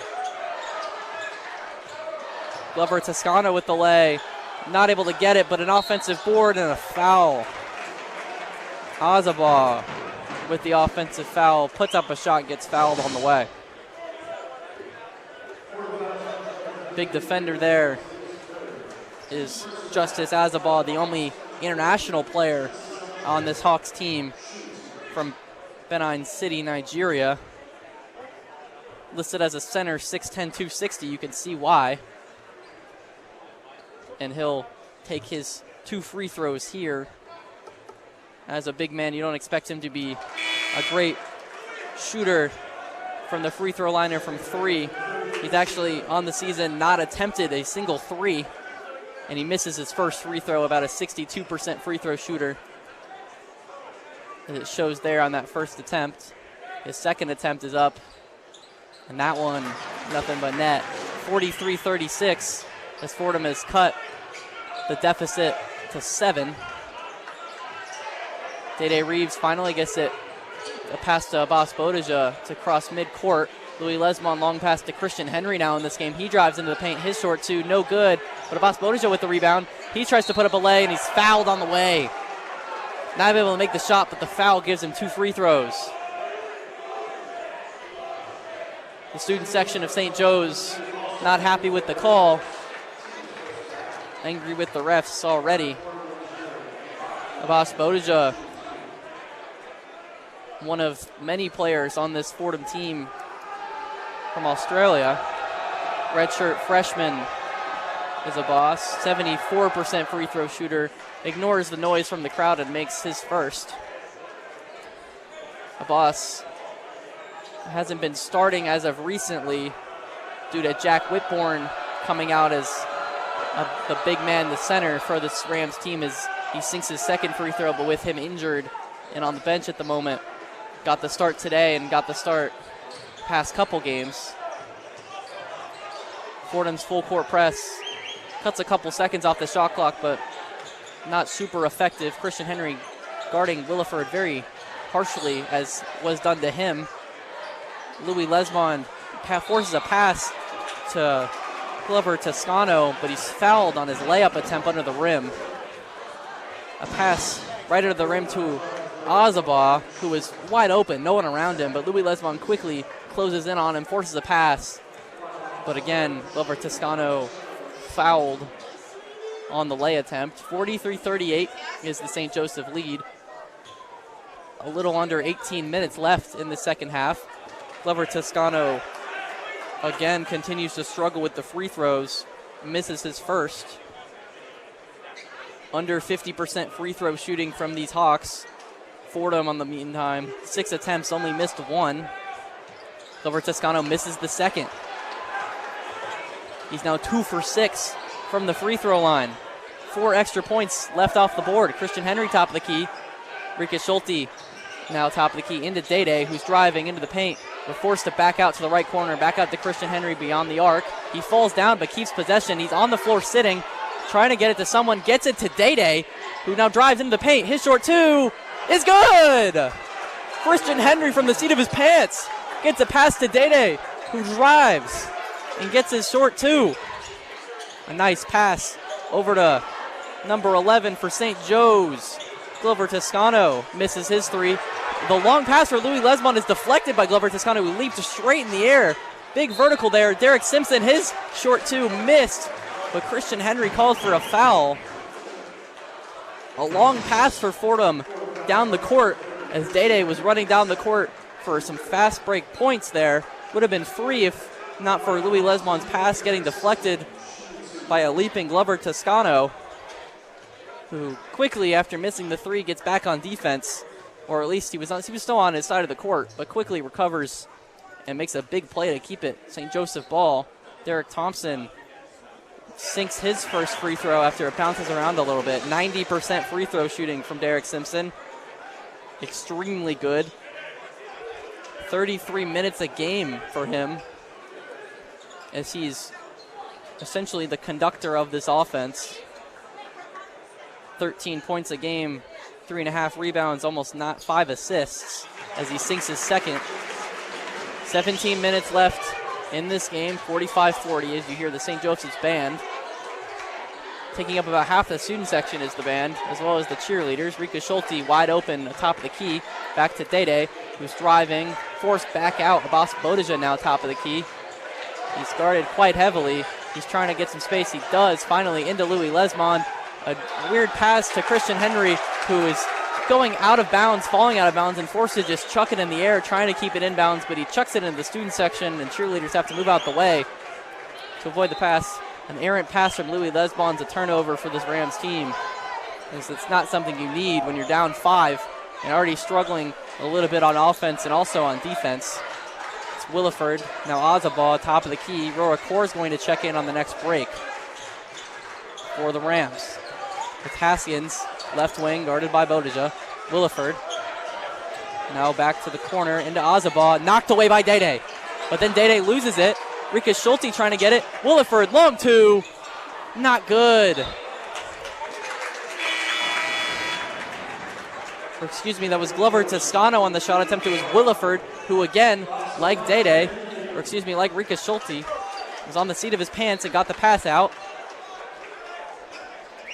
A foul from Fordham on the play. Keeps it St. Joseph's ball, not on the shot. Into Derek Simpson in the right corner, 20-second shot clock. Dede guarding him tightly. He's in the right wing, almost loses it. That's Finkley now on the left wing. Into Azabah, working on his man. He lost the ball. Bodija grabs it, but another foul. That's Fordham's 4th in 4 minutes, as they again continue to have problems with the foul. A lot of guys starting to build up some fouls. That's 2 for Rika Schulte, 3 for Akira Jacobs, 2 for Christian Henry. It's not good to see a lot of these guys already building up fouls when there's still 16 minutes left to play, and a lot of these guys are starters. But that'll do it for me here for the moment as we take a media timeout. At 16 minutes, 45-40 is your score. The Hawks leading the Rams. We'll send it back to the Rose Hill Gym for a small break. As Fordham men's basketball is on WFUV Sports.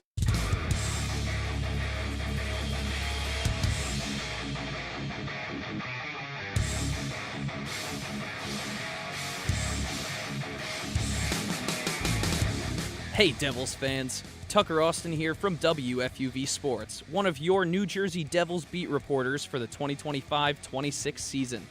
From Hughes Brothers Havoc to Heischer hat tricks and Markstrom masterclasses, I'll have you covered live from the Prudential Center for all things Jersey hockey. Follow me on X at @TAustin_24, where I'll have live game updates, analysis, and post-game coverage all season long as the Black and Red look to bring Lord Stanley back to the Rock. WFUV Sports is your home for everything New Jersey Devils.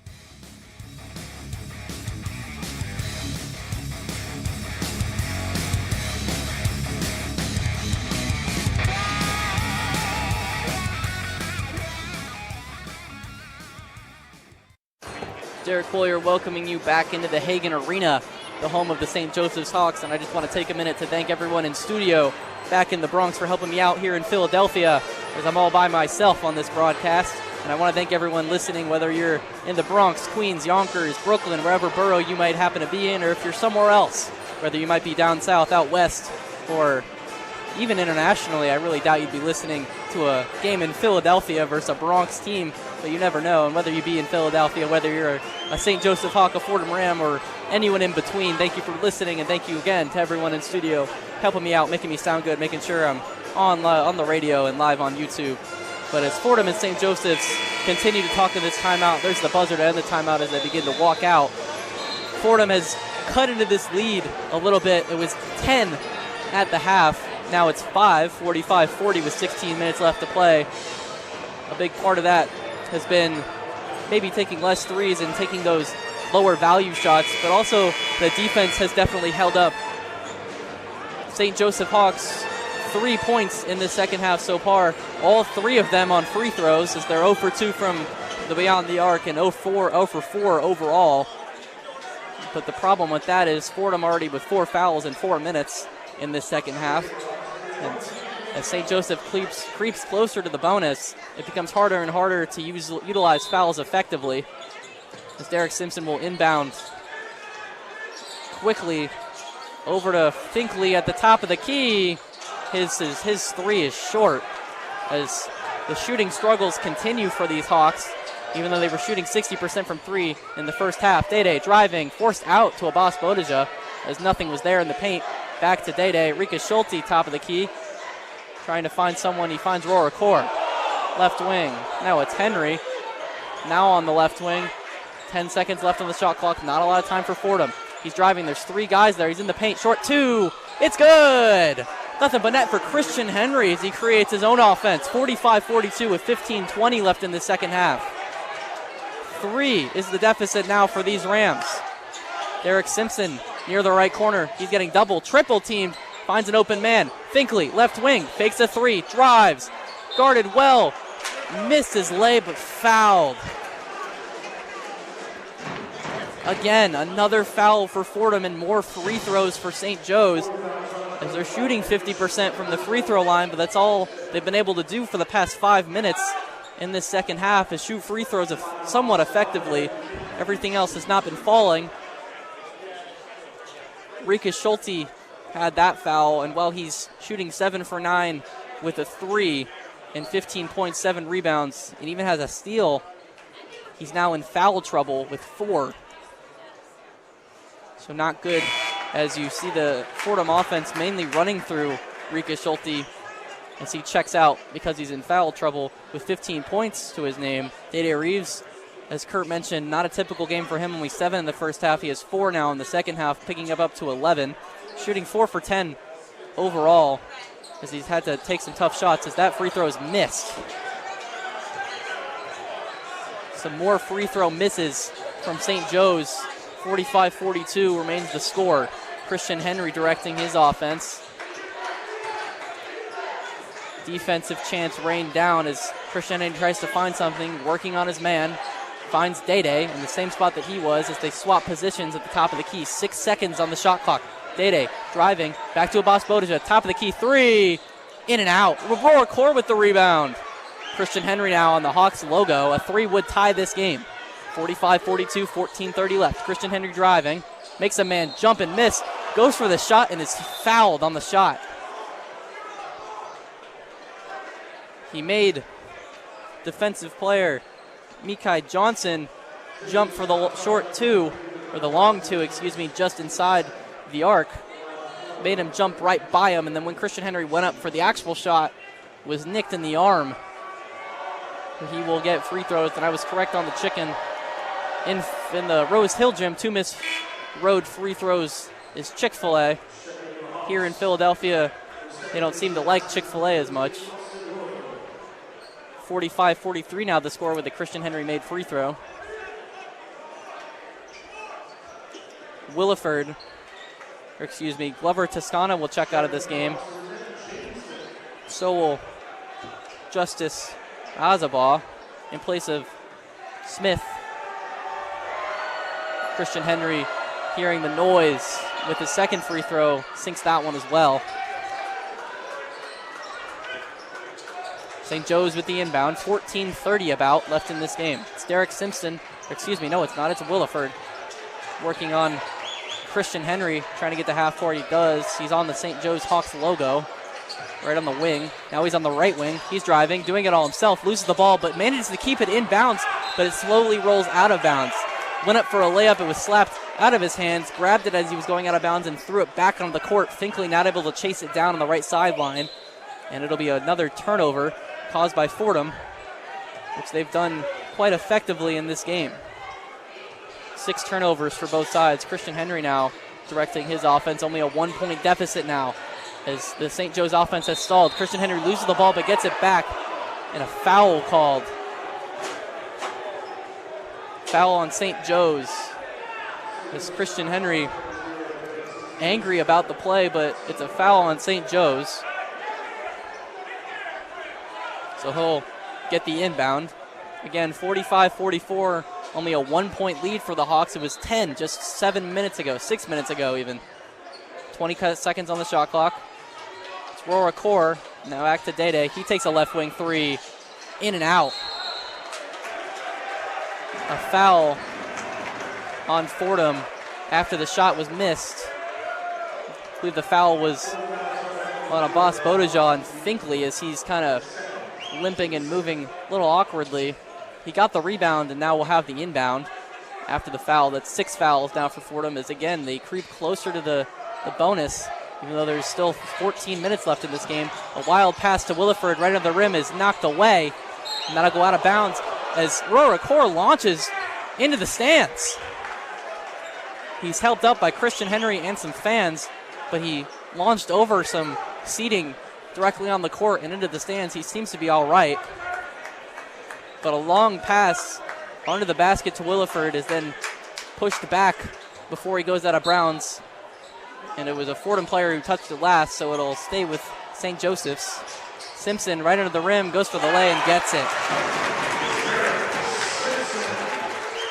Derek Simpson with the first Hawks field goal all half. The Akira Jacobs left wing three, in and out. Fordham just missing on these threes.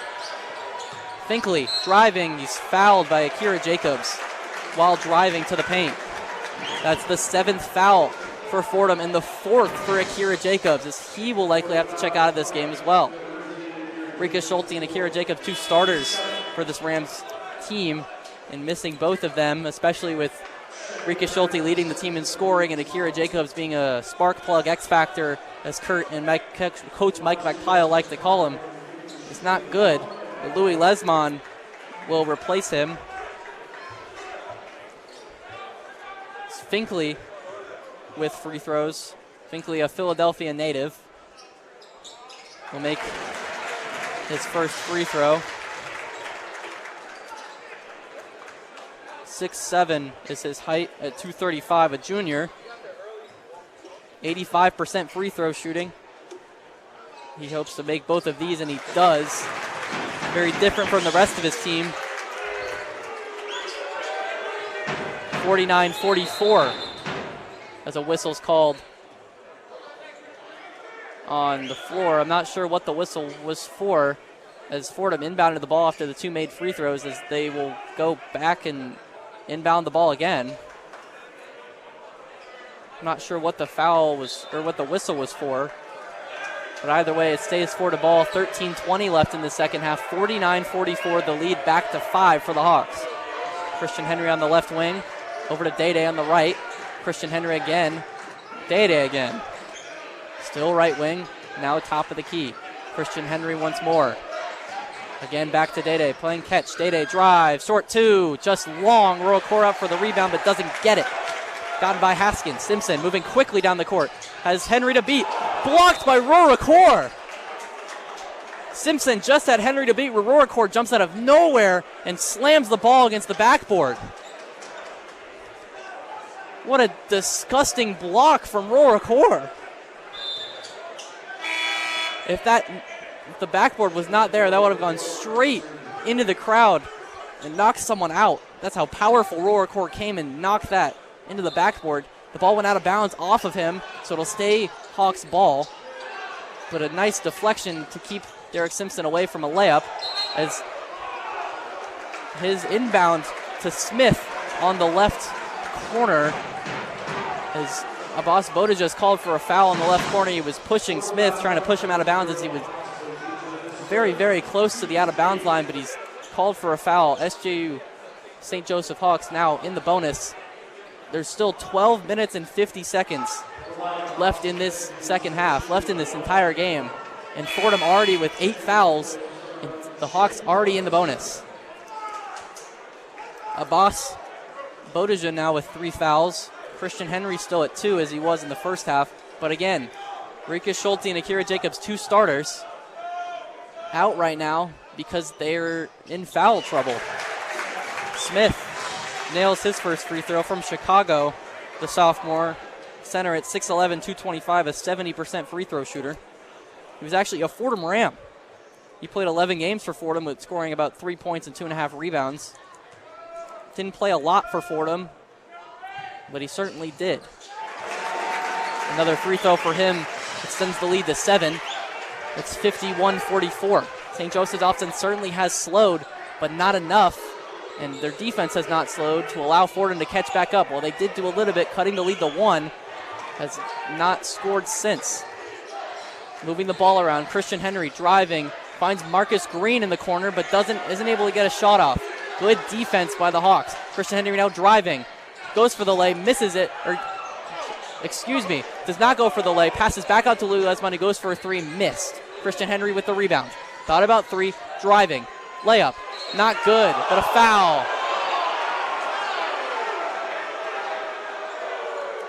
Anthony Finkley not happy with the foul call, but called nonetheless. Christian Henry will go up for free throws. As the crowd also extremely upset with the call. Couple bigger fans yelling, it's classic Philly talk to refs. Christian Henry will shoot his free throws. It's Sardi's, the chicken place, for 2 missed free throws in a row by a visiting team. Christian Henry not allowing that, does not want Philly to have their chicken. 12 minutes and 14 seconds left in this game. 51-45 is now the score as the Hawks, since they got the lead early in the first half, have not let it up. Christian Henry for his second free throw, nails. 5-point deficit for Fordham, 5-point lead for the Hawks. Inbounded, a full court press, leaves 3 Rams on the St. Joe's side of the ball, or side of the court, but ineffective at getting a steal. It's Haskins back in this game, into Smith on the left wing. Now he's near the top of the key, guarded tightly by Abbas. Smith now in the paint. He's looking for a dunk, and he gets it. Gets the slam and flexes right into the camera. 53-46, 11-45 in this game. Louis Lesmond on the left wing, into Roracor, back out to Christian Henry. Roracor for 3. Nails! Roracor with a 3. Cuts the deficit to 4, 11:30 left to play. Roracor, the past couple games, nailing some big threes to cut deficits, but not quite enough to take a lead. Simpson now. Smith, left wing 3, just too strong, as now the ball's rolling on the ground. Finkley's able to get it from the seat of his pants to his teammate, as no foul is called.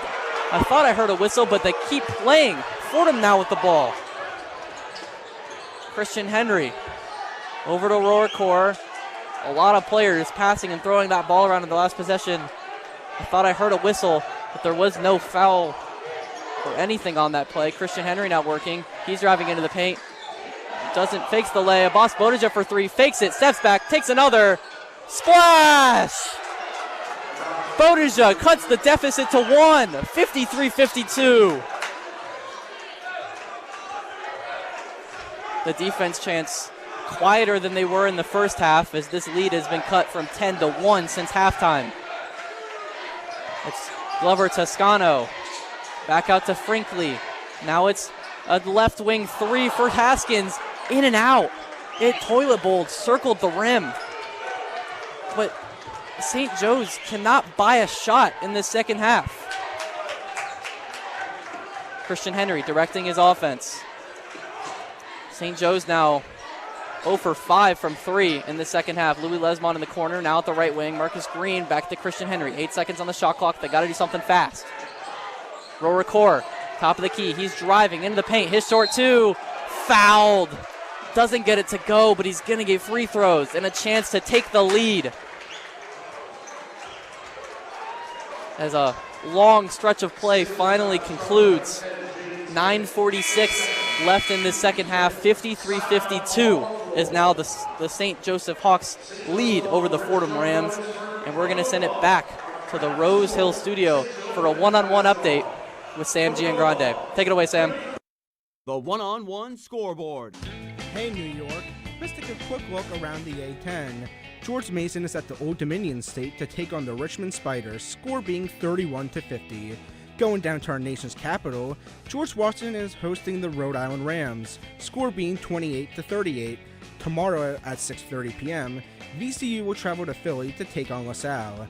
Now switch it up a little and see the women's A10. No games today, but tomorrow GW are going to St. Joseph's. Tip off at 11 a.m. And if you go to the game, try and count how many times you see their mascot, the Hawk flaps its wings. Rumor is it flaps their wings around 4,000 times a game. At the same time, Loyola Chicago traveled to the other side of Pennsylvania to take on Duquesne. One more morning game, George Mason go up north to the UD Arena to take on Dayton. At noon, the Fordham Rams are traveling to St. Louis to play at the Chavez Arena. And finally, VCU travels to Rhode Island to take on their Rams, tip-off at 6 p.m. That's all from me. I'm Sam Giangrande with the one-on-one scoreboard update. Back to you, Derek.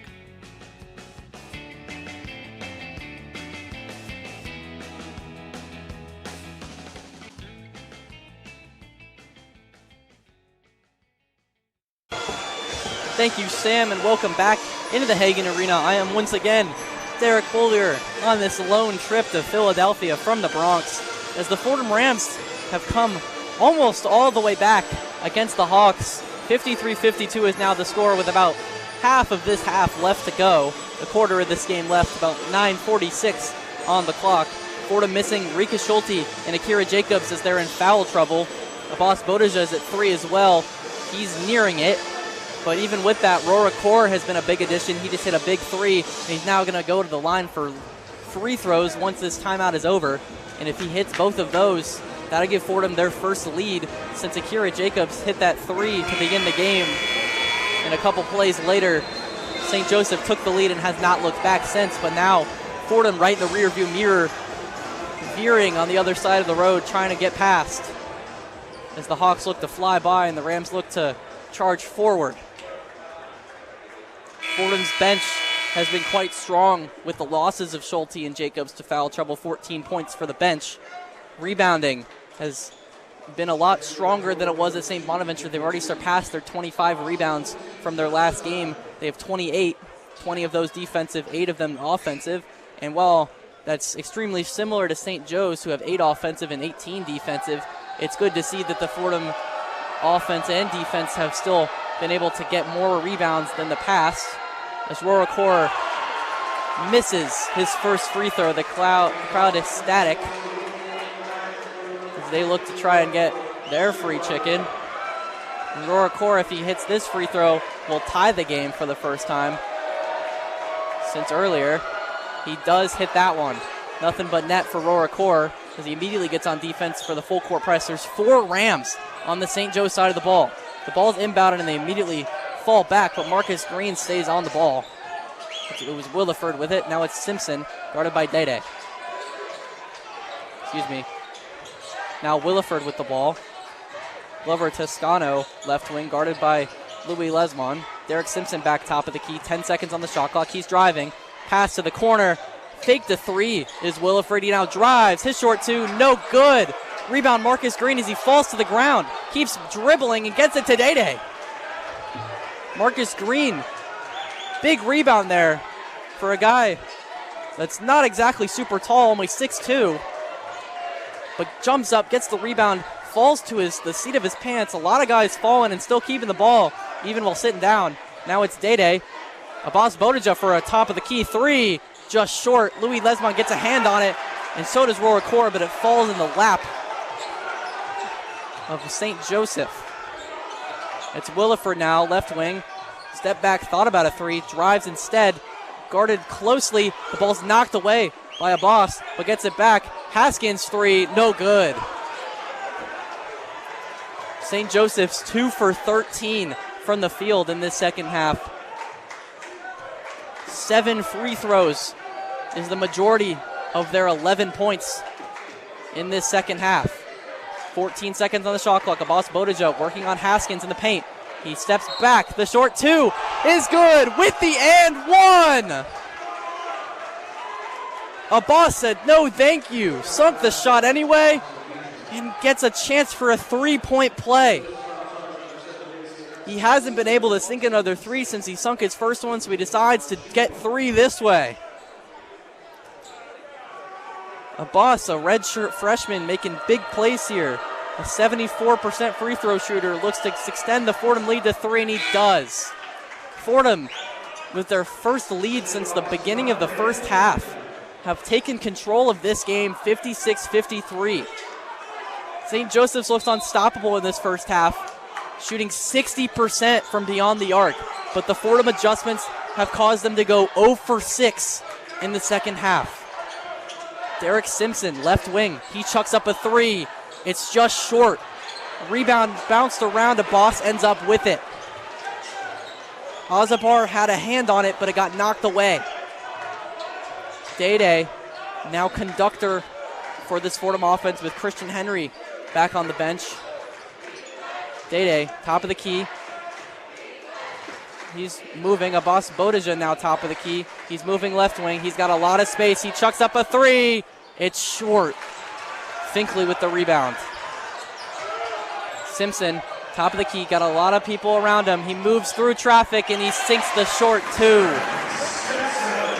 Got around 3 Fordham defenders and even over his own guys under the rim and sinks that to cut the deficit to 1. 56-55, 7:13 left in the second half. Louis Lesmond catches the dangerous pass from Day. While Boss Bodija, short two, misses, tries to get his own rebound, isn't able to. Fordham gets the lead but isn't able to continue adding on to it. 7 minutes left in the second half. Glover Toscano, left wing. Now it's Derek Simpson, right wing. Drives into the paint. His finger roll two rolls out. It rolled from the left side of the rim all the way around back to the middle. And the crowd, excited for a second, sees it falls out and falls in dismay. 6:38 left, 56-55 Rams over the Hawks. 15 seconds on the shot clock for Day. Left wing, he's driving around 3 defenders, shoots over, missed. But Day gets his own rebound after it's knocked away, but doesn't get it, and a foul. St. Joe's with a foul. And Fordham getting a call to go their way, and the bench jumps in excitement as we'll go to a timeout now. But this Fordham offense has come all the way back, and they now have a lead. They're not shooting much better from 3, 2 for 9, but they're making quality shots. They've made their free throws in the second half, 8 of them, while St. Joe's continues to struggle from the three-point line, 55%. Still 0 for 7 from the three-point line when they went 9 for 15. They missed 6 threes in that first half, and they've missed 7 in this second half. 3 for 16 overall is 19% for the St. Joseph's offense that, again, looked unstoppable in that first half. I'm going to send it back to the Rose Hill studio for a quick break, as this is Fordham men's basketball on WFUV Sports.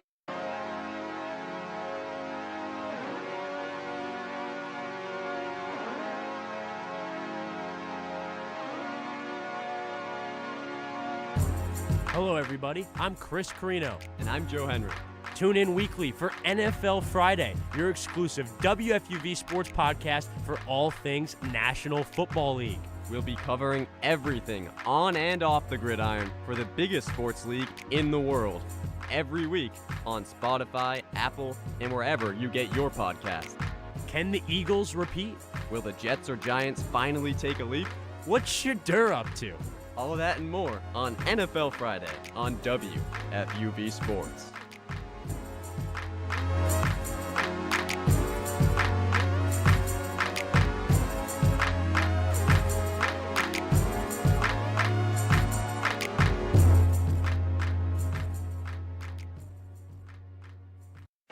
To answer your questions, Chris and Joe, the Jets and Giants neither made a leap. The Giants made a smaller leap than the Jets, or a larger leap than the Jets did. Shadur is in the Pro Bowl somehow, and the Eagles did not repeat. They were eliminated in the wild card round. If a Philly fan heard me, I might be in a little trouble. But I'm up here in Philadelphia, the Hagan Arena. Derek Beaulieu doing this broadcast solo, as the Fordham Rams have taken control of this game. 56-55 is their lead. 1 point is their biggest lead of the day. I believe was 3. 6:30 left in the second half as they continue to hold on and try and hold on. They're still, again, without guys like Rika Schulte, Akira Jacobs, and Abbas Bodija. If he gets another foul, will likely be removed from the game, at least momentarily until the end of the game, as they're in foul trouble. 16 fouls in this game, stacked up on a lot of the same guys. 12 fouls for St. Joe's keeps them, for the most part, out of foul trouble. Fordham, like the first half, fouled a lot near the beginning of the half and kept off in the second half near the end of the half. to keep St. Joseph's from stacking up too many points from free throws in the bonus. But regardless, if they foul, it doesn't seem like St. Joe's will take advantage of the fouls. They have 22 free throws and only made 12. While Fordham, on nearly half the attempts, 13, has made 11. That's only one point differential, as Day was fouled on the last possession and will shoot free throws here as he shoots up his second one into the crowd and misses. Finkley gets the rebound. Fordham now in the bonus, Chance here ends in the Hagan Arena. Derek Simpson drives, his two, no good. Day with the rebound. He drove through a lot of traffic to get there, gets to the rim, but not able to put it through. Day on the wing of the Hawk, trying to extend the lead. Above one. Akira Jacobs in foul trouble back in this game. Christian Henry also back in this game. He does a reverse leg, gets fouled on the way, doesn't make the shot, but will still have a chance for two.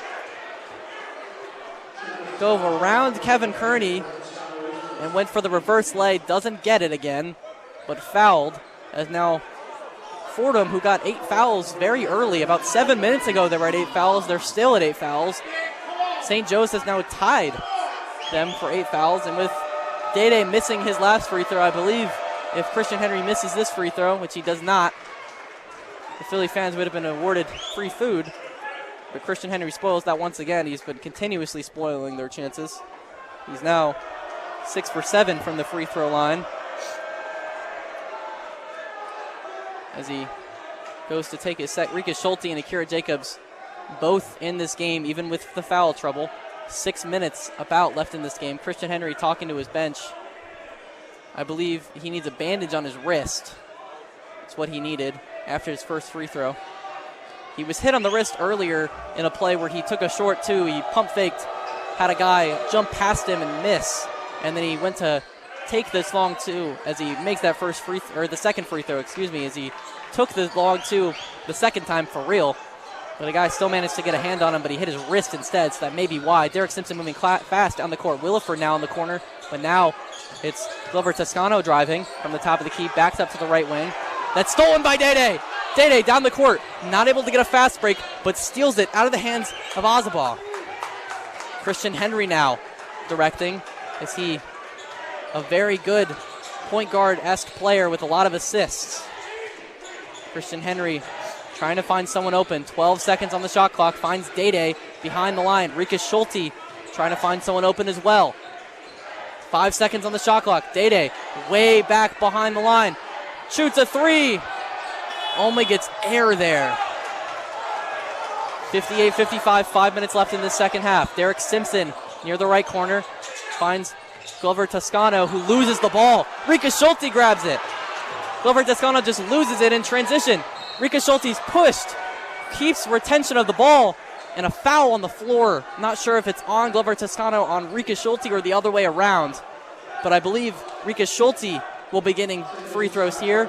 Glover Toscano fouled him on the movement back. He did fall to the floor, so that's why there was some hesitation, but he did commit the foul on Rikas. Rika Schulte, a 71% free throw shooter, among a group of international students on this Fordham team, a group of 6. The only one from Germany. As he shoots a free throw and he misses, it's the only one he gets since Fordham just got into the bonus. 58-55, 4:37 left in the second half. Fordham now starting to lose their free throw advantage. They've made more than St. Joe's at this point, but still missing some. A pass to the corner. The three, no good from Haskins, but the putback from Williford.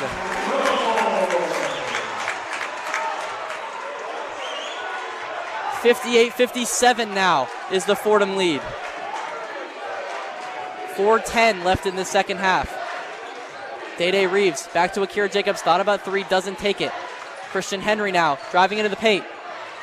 Has to go back to Akira Jacobs, now back to Day on the left wing. Back to Akira, shoots the three, just short, but Rika Schulte with the rebound, puts up a two, it's good! Rika Schulte, one-arm hook extends the lead to 3. 33 minutes, 45 seconds left in this second half. Derek Simpson, top of the key. He's driving. Rico Schulte falls of only his own. He's on the seat of his pants right at the rim, and that allows for 5-on-4 as Haskins gets an easy lay with a lot of space, cutting this lead again to 1. 60-59, excuse me, is now the Fordham lead, as these teams, after Fordham clawed their way back from a 10-point halftime deficit, are now much closer than ever, as no team able to come away with it. Fordham, their biggest lead of the game, only 3, and they haven't been able to extend it past that much. Still missing shots from 3, and St. Joseph seems to have quietly stopped shooting threes after going 0 for 8 in this half. But we're going to send it back to the Rose Hill studio for another one-on-one update with Sam Giangrande. Take it away, Sam. The one-on-one scoreboard. Hey New York, Sam here. I'm going to take you on a trip across the pond to look at some European soccer. The Pride of London Chelsea FC hosted Leeds United at Stamford Bridge. The Blues took an early lead by 2 goals but couldn't keep up with it and ended in a 2-2 draw. But Cole Palmer's back on a hot streak, or I should say a cold one, where he has scored 4 goals in 2 games. Going 11 miles to the other side of London, West Ham hosted Manchester United at the London Stadium. The Hammers scored quickly into the second half, but with only seconds left in the game, in the 96th minute, bang! Their new signing, Benjamin Sesko, equalized to make the final score 1-1. Now going from London to Napoli, where they took on Como. After 90 minutes, the score was 1-1, so it went to penalties. When Napoli needed it most, they missed their last penalty to make the final score 6-7. That's all from me. With no NFL this week, and for the rest of the season, you guys should try the other type of football. I'm Sam Giangrande with the one-on-one scoreboard update.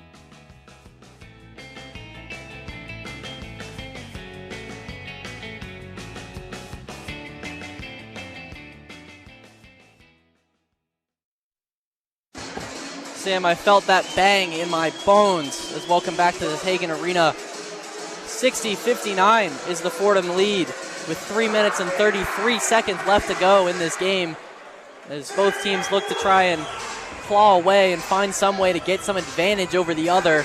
But the past couple minutes have been very strong-willed basketball and very tough basketball that hasn't allowed the other side to come out on top.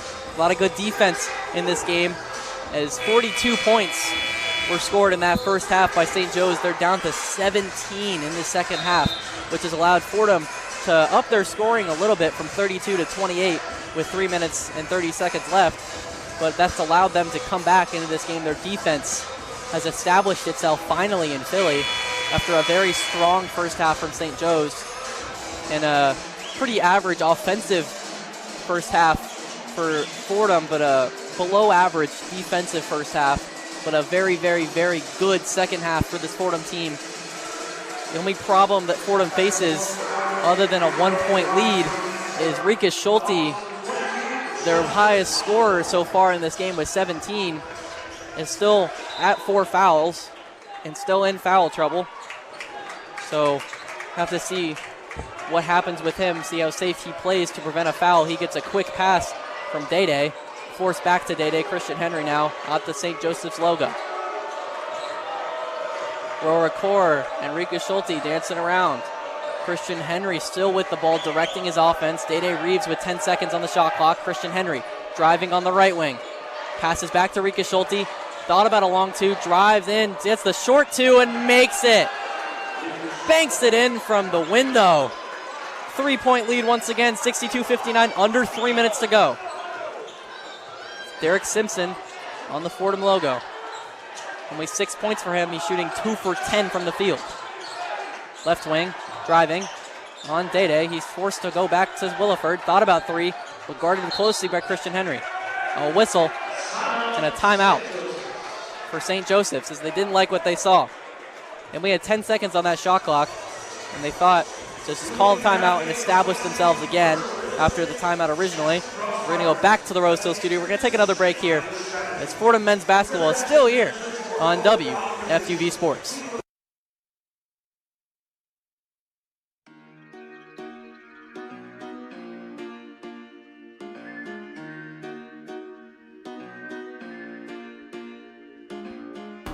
Hey everyone, it's Lydia Perner. And Grace McCarran. And we are two of your hosts for 5 on 3. WFUV's best, if only, hockey podcast. With all the storylines in the tri-state area, you won't want to miss an episode. How will Matthew Schaefer fit in with the Islanders? And will the Rangers have a bounce-back season under Mike Sullivan? Finally, will the Devils be able to stay healthy and hit their full potential? Stick with us all season for all things NHL and Will Cooley updates on WFUV Sports.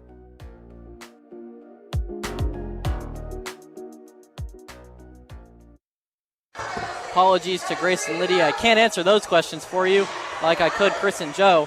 But again, I'm Derek Beaulieu in the Hagen Arena here in Philly, the home of the St. Joseph's Hawks. As Fordham, after the last time out, was up 1. A minute later, they're up 3, as St. Joe's called a timeout after a 20-second offensive possession. 10 seconds left on the shot clock. They didn't like what they saw, so they called a timeout. 2 timeouts remain for both teams as they look to conserve them for later in this game. Only 2:42 left in this game. And again, Rico Schulte still on the floor, still doing a lot. 19 points for him. But again, he's in foul trouble. 8 rebounds. He's looking for that 9th and 10th to get that double-double. That would be his 8th of the season. Abbas Bodija also in double-double watch. He's got 10 points already. He's got 9 rebounds, leading both teams actually. 35 rebounds for this Fordham team. They average about 40 a game, so 35 is right where they want to be.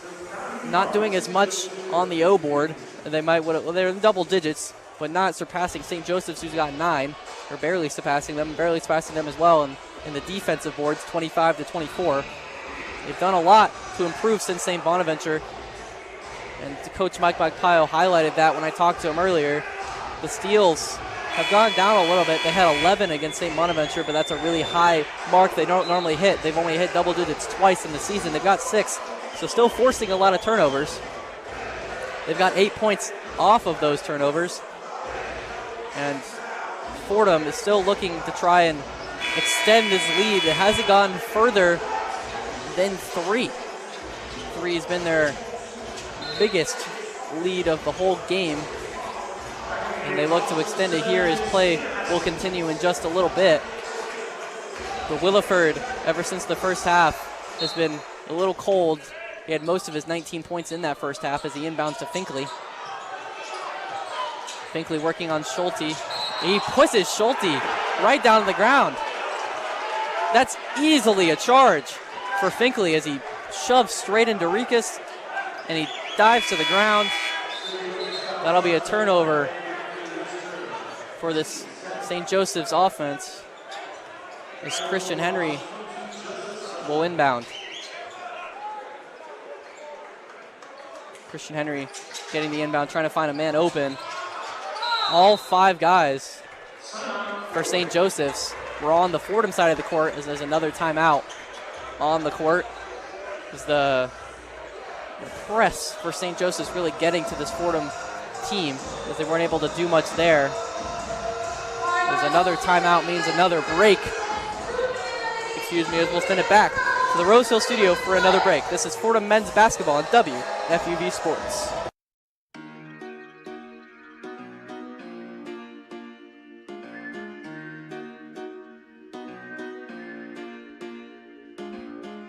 Hey everyone, it's Lydia Perner. And Grace McCarran. And we are two of your hosts for 5 on 3. WFUV's best, if only, hockey podcast. With all the storylines in the tri-state area, you won't want to miss an episode. How will Matthew Schaefer fit in with the Islanders? And will the Rangers have a bounce-back season under Mike Sullivan? Finally, will the Devils be able to stay healthy and hit their full potential? Stick with us all season for all things NHL and Will Cooley updates on WFUV Sports.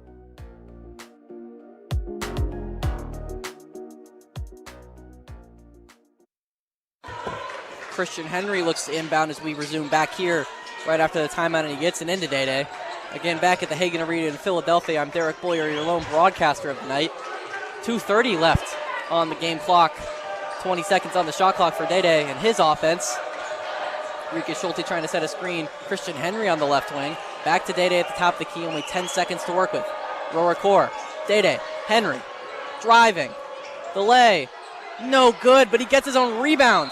And then goes out of bounds, and it'll be Hawks ball. Christian Henry powered through about 3 St. Joe's defenders and was able to get a shot up, but didn't fall, gets his own rebound, and then goes out of bounds with it. The St. Joe's will let the ball roll as far as they can to prevent the clock ticking. 2:08 left in this game. Williford over to Finkley. Now with Haskins. Over to Toscano. Worked hard by Rika Schulte. Not Rika Schulte, Rora Core, excuse me. Finkley thought about 3. Driving, top of the key. Right under the rim. Has to pass out and grabbed by Abbas Bodija. A nice steal and turnover there for the Fordham defense. A minute 42 left as Christian Henry looks to continue to extend this lead. Almost double team there, but now just Derek Simpson as he fakes the pass off to Dede. 10 seconds as Abbas Bodija is now working on Haskins. Double teamed, back to Dede. Dede to Christian Henry. Thought about Rora Core, but isn't able to get it to him. Christian Henry called for a travel, and it'll be a turnover. There's 3 seconds on the shot clock. He had to force something. The pass to Rora Core was not open. And he turns it over. A minute 24 left in this game. Derek Simpson working, and then another timeout. I believe it'll be a St. Joseph's timeout now, as both teams conserving their timeout, trying to conserve as much clock as possible. Specifically St. Joe's, as the Hawks are down 3. They've been down 3 for quite a bit. Neither team has scored in about 2 minutes. And my point on Williford, he's 4 for 5 on his last 3-pointers, but he hasn't shot a 3-pointer since the first half. Rika Schulte as well, a hot shooter, 8 for 9 for his last 9. But again, while that matters in the grand scheme of the game, the last 2 minutes have gone by with very little score, and we score being a Rika Schulte 2 that extended the Fordham lead to 3. And there's still a minute 21 left in this game, as we'll remain here at the Hagan Arena during this timeout, as I'll continue to work through this game. Rika Schulte again, 19 points, but Christian Henry now working a lot more. 7 of his 13 points, more than half, off of free throws. Abbas Bodija, 3 of his 10 on free throws. 9 rebounds still, but 3 steals for him, and 2 blocks for him and Rora Core. Lead a lot of change and a lot of good things for this Fordham defense. But on the St. Joe side, 19 for Austin Williford still leads them. Haskins with 10. Glover Toscano with 10. Finkley with 5. Simpson only with 6. But 4 assists for him and 4 assists for Finkley have still been productive overall. This St. Joe's offense once again looked very, very good, and like they hadn't even scored just 52 in a whole game against George Mason. But now in that second half, only 17 points in 19 minutes almost. And it looks just to see why they weren't able to play as well and do as well and score as much against George Mason at George Mason, as this Fordham defense finally has it locked down. Derek Simpson with the inbound goes to Williford in the backcourt. Williford trying to do something quickly. It's Glover Toscano to Simpson. Left wing, he's driving over to Haskins, who was wide open but not a good pass. Takes the 3 anyway. It's long. Rebound is batted away, and Abbas Bodija gets it. That's a double-double. 10 points, 10 rebounds for Abbas Bodija. Christian Henry trying to get past the halfway point. He does. Under a minute here to go. Christian Henry working on Williford, his man. Christian Henry only with the 10 seconds to go. Rora Core gets it. Back to Christian Henry, top of the key. Coach Mike McPile directing his offense. 5 seconds to go. Christian Henry puts up a prayer. It's good! On the 3-point line. They counted as a 3. I thought he was on the line, but that'll be a 6-point lead. Simpson with a 3. It's long. Haskins able to save it. It goes off Dede, who grabs it, and he holds on. Simpson's 3 going out of bounds. Fordham lets it go. Haskins chucks it at Dede, who's able to grab it and secure it. Falls to the ground and keeps it. 26.3 seconds remain. 65-59 is your score. The Rams over the Hawks. The officials now discussing what the correct call should be. Looks like it will be St. Joseph's ball, as the St. Joseph's bench and coaching staff also talking to the officials. The officials now reconvening once again. Not sure what the call is going to be. But a huge three-pointer for Christian Henry makes this lead 6, the biggest for Fordham. Christian Henry, a 27% three-point shooter. As with the officials convening, Fordham looks to try and talk to their coach again, but they're called back quite immediately as the officials unconvene. And Steve Donahue, the St. Joe's head coach, first year for him, screaming in the face of the head official. But it'll be Williford with the inbound, as now St. Joe's angry with the call, but it seems like it's their ball. But now Williford has stepped back onto the court as he was across the line, and now both teams convening with their teams. I'm not sure what the call is here. Not sure why the St. Joe's player was looking like he was going to inbound, gets off, gets back onto the court. The refs, or the officials, now convening once again. They've talked about 4 times. I'm not sure what the call is going to be. We're going to say right here, depending on, I don't think this call will take long. They're not going to an official review. They're just discussing a play. The play was that Derek Simpson missed 3. The rebound goes off rim and goes to be going out of bounds. Fordham lets it go out of bounds, but Haskins able to save it. Chucks it inbounds just to anyone before he falls. It hits off Day, who's able to grab it, and then he falls to the ground, clutching the ball. Seems to be a theme of today's game. A lot of guys getting the ball and having to fall to the ground and hold on to it. The St. Joe's coaching staff still arguing with the official. Williford again is on the sideline. Steve Donahue still yelling at the official. The St. Joe's bench no longer into it, as almost everyone is sitting. And it will be a Williford inbound. Christian Henry tries to stop it, but it gets into Finkley. Finkley on the left wing. Gets it to Derek Simpson, who chucks up a corner 3. It's good! Prayers answered for Simpson. 65-62, now the Fordham lead. As St. Joseph's has cut this to a 3-point game, that's 1 possession for them. 18.4 seconds left. St. Joseph's led by as much as 15 in this game. But now that lead has been cut, and now it's -3 as Fordham takes advantage of a lot of errors from this St. Joe's team. A lot of missed three-pointers. They were 0 for 10 before that. Made one for Derek Simpson. Now 1 for 11. That's below 10% for the half. A lot of missed free throws. 10 missed free throws, shooting only 55%. A lot of errors for the St. Joe's offense and their defense. The defense has stood up quite well against this Fordham offense. This Fordham offense putting up about what they average, but this Fordham defense has been locked down in the second half, forcing a lot of turnovers as well. That's 7 steals for them. Their rebounding has improved, 35 on the night. Their offensive and defensive rebounds, 25 for defensive and 10 for offensive, ties St. Joseph's. So even in that department, but the bench has been much better for Fordham, which they've had to rely on with Rika Schulte and Akira Jacobs. Well, Akira Jacobs not shooting super well. He has 5 field goals, all of them threes. He made 1 and then got into foul trouble early. Rika Schulte playing extremely well, but he got into foul trouble, so they had to rely on guys like Louis Lesmond and Rora Kaur, who hit a clutch 3 earlier. Christian Henry catching up to Rika Schulte, 16 points for him. Had that clutch 3 in the last Fordham possession to extend the lead further than 1 possession. But St. Joe's has now cut it back to 1 possession. And they'll likely look to foul with 18.4 seconds left in this game. Fordham needs to hit their free throws if they're able to get any.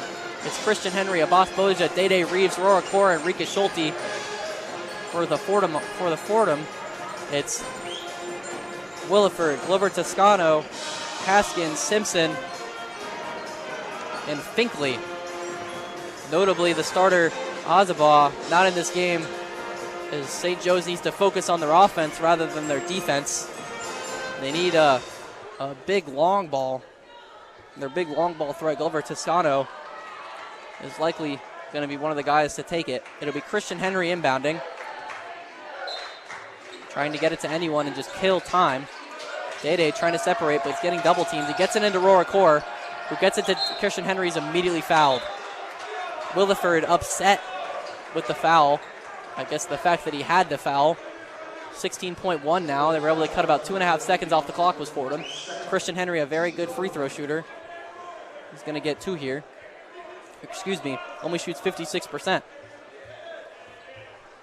Christian Henry, however, on the day is 7 for 8.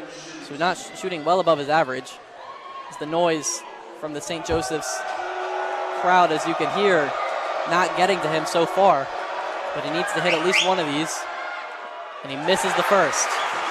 In and out was the free throw. Not only is a second missed free throw very, very big for the St. Joseph's offense, keeping it one possession, it's big for the St. Joseph's crowd. They're louder than ever. He makes it, hits off the front of the rim and goes into the net.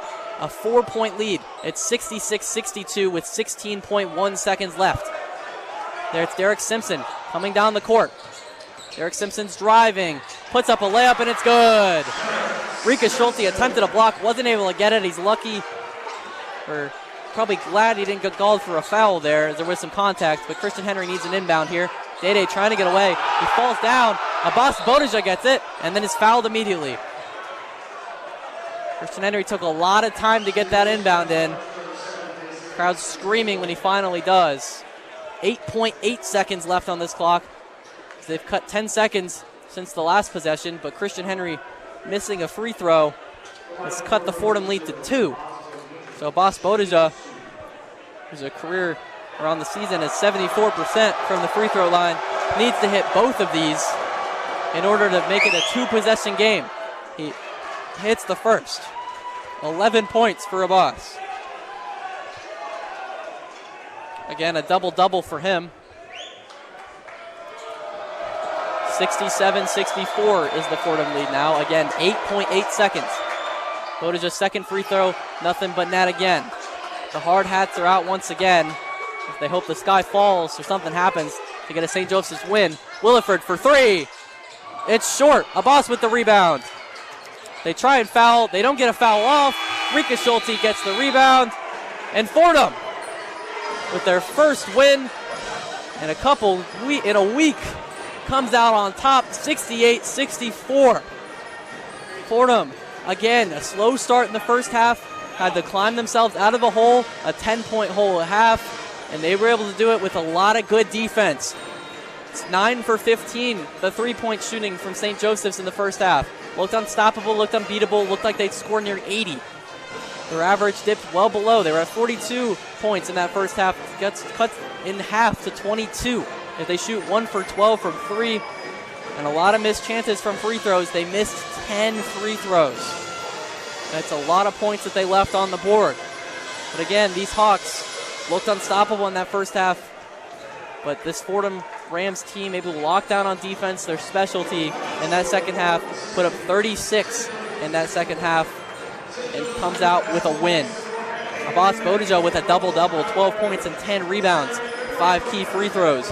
Rika Schulte, the highest scorer in the game, tied with Williford, both with 19.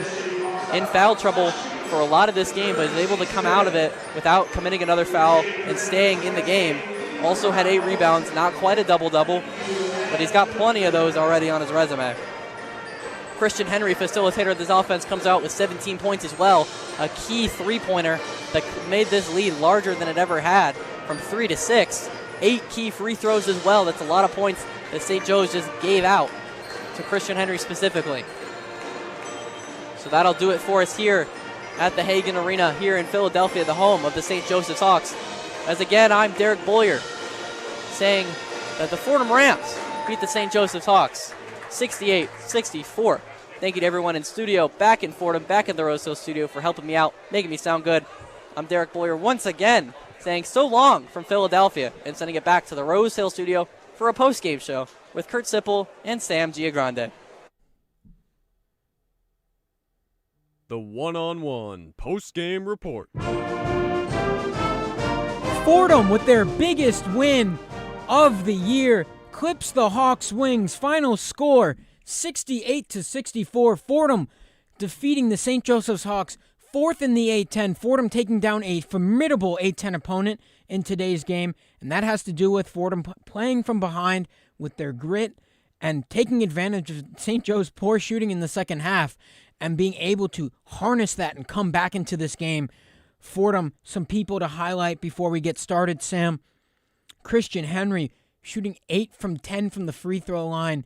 People going into double figures after only having Rika Schulte in double figures. Amos Bodija with 12. Dede Reeves with 11. Christian Henry with 17. This is the kind of help we needed, Sam. Spreading the wealth. And Fordham spreads the wealth to a win. Once again, final score. For all that haven't heard it, I'm going to sing it from the mountaintops at the end of today. Fordham wins 68-64 against St. Joseph's. Such a big win. Preach it, Kurt, just preach. Sam, what do we see from tonight's game? Maybe Coach Magpie listened into us saying to spread the wealth. To take what Fordham did during that St. Bonaventure game where they were able to spread those points around, get everyone on the court, make sure that the ball is being thrown around, that's not just one person. I think that's what Fordham needs to start doing from now on. Be sure that their players don't get tired out. These players don't get winded when there's only 4 or 5 minutes left in the game. Make sure that these players are able to be at their best and be able to conserve their energy until the dying moments. If these players maybe were a slight bit more tired, were maybe the slightest bit more unaware, this game could have ended in a loss, but they had that energy, they had that second wind in them that kept them to a win. Definitely in this Fordham Rams team taking advantage of poor shooting in the second half against, like I said before, against the St. Joseph's Hawks. During that game, St. Joseph's in the beginning of the game shooting just so well from 3 as well as from the field. And then just in the second half, cooling down a lot, going from over 50 and 60% respectively from the field and three-point land to 40% from the field and 37% from 3. They could not buy a bucket from the three-point line. That Fordham defense helping out, but also just not being able to do the things that they were doing in the beginning of the game. Things to look at. Fordham closed the rebounding margin as well, 35 to St. Joseph's 36. Help the O-boards as well, 10-11. Fordham assists more, 11 points. Bench points, 21 points, like we said before, Sam, like you said. Spreading the wealth. And Fordham did a great job of that tonight. And I think this is more of a message to the A10 more than anything, that the Fordham Rams are here. Yes, did they beat St. Joe's? And they are a very good opponent against Fordham. And they've competed with those upper echelon talent this year. Played a very good game against VCU as well. Only losing to them by 4 points when they played them earlier in this year. They play these teams close. And this is one where it finally started to go right for Fordham. And that's because the guys that they have on the court starting to really play together and be very active, starting to work for Fordham. And that's coming in the second half of the season, where right now, this was your last. You have one more opponent that's pretty difficult later in the month in VCU, February 28th. But right now, Sam, you could take advantage. Rhode Island, Loyola Chicago, who is good but injured. They had 2 first-place votes in the A10 ballot, but the very injured Loyola Chicago team could take advantage. Davidson, Rhode Island, LaSalle should have beaten in earlier this week. You did beat earlier this week. Excuse me. Sorry, forgetting my basketball schedule Just here so for Fordham. right now. I am very excited. But you have a lot of teams here that you could take advantage, and right now you might not be looking towards the double bye in the A10 tournament. But if you can get to the single bye in the A10 tournament, maybe even the double bye, that bottom of the A10 tournament right now is pretty close together. Right now, Bonaventure with 3 wins as well. So there's a good amount of together here in the A10 tournament right now. Richmond with 3 wins, Fordham with 3 wins, LaSalle with 3 wins, Bonaventure with 3 wins. These games went a little differently. Fordham against Bonaventure, they could have been at 5 wins right now and be in the middle of the pack in the A10 tournament. So Fordham has a lot of opportunity here to move up, and that's what Coach Mike Magpie has to be saying, hyping up his guys today. We beat a very good St. Joseph's team. We came in away. They don't really lose at home, St. Joseph's. They came in away, and you took advantage. St. Joseph's going on a scoreless streak till that 3-point shot that brought them back into this game, going on a scoreless streak for 4 minutes. So Fordham playing great defense and showing the A10. We're here right now, and we're here to make some noise. This is a statement game for Fordham, and you could say they came, they saw, they conquered with this one. Came into St. Joseph's, came into the 4th place team in the A10, and they were able to put up a good fight and take it home in the end. I think I've said this so many times, Kurt, that ride the momentum, ride it like it's a tall wave. Use the momentum they have right now and have this be a turning point. The season's not over for them. Have this be where you look back, be like, this is how we need to play. Make sure, going back to that Bonaventure game where they had the same thing, not getting tired, make sure they're not getting winded, spreading the ball around, making sure they had 4 players over 10 points. They need stuff like that. They need to be able to get the ball into the back of the net, but from different people, from different players on the court. Basketball is a game of runs and a game of momentum, and if Fordham has momentum running into the A10 tournament by the end of this year, I feel like they could be a very dangerous team. Ride that momentum. I know that sounds like a very crazy thing based off the way that they started their schedule, but if a team like St. Louis gets upset in those first couple games, who will still get a bid to the NCAA tournament anyway, but if these teams are still able to if St. Louis gets knocked out and Fordham makes a run to the A10 tournament through there's a good chance that they can try to wreck some teams' marches that way. So we'll see what happens. Their next game that Fordham will be in action is against Rhode Island, a very winnable game on Saturday for Fordham. But with that, I'd like to thank our crew. I have been Kurt Sipple, joined alongside Sam Giangrande. Langston Riding was your producer today. She made the things go. Owen Kelty, hailing all the way from New Jersey, was her supervising producer as well. Fifi Slosher was our engineer, making those beautiful graphics that we saw on the screen. Bobby Chaffardini is our sports director. And everyone, have a wonderful night. As always, Fordham men's basketball is a production of WFUV Sports.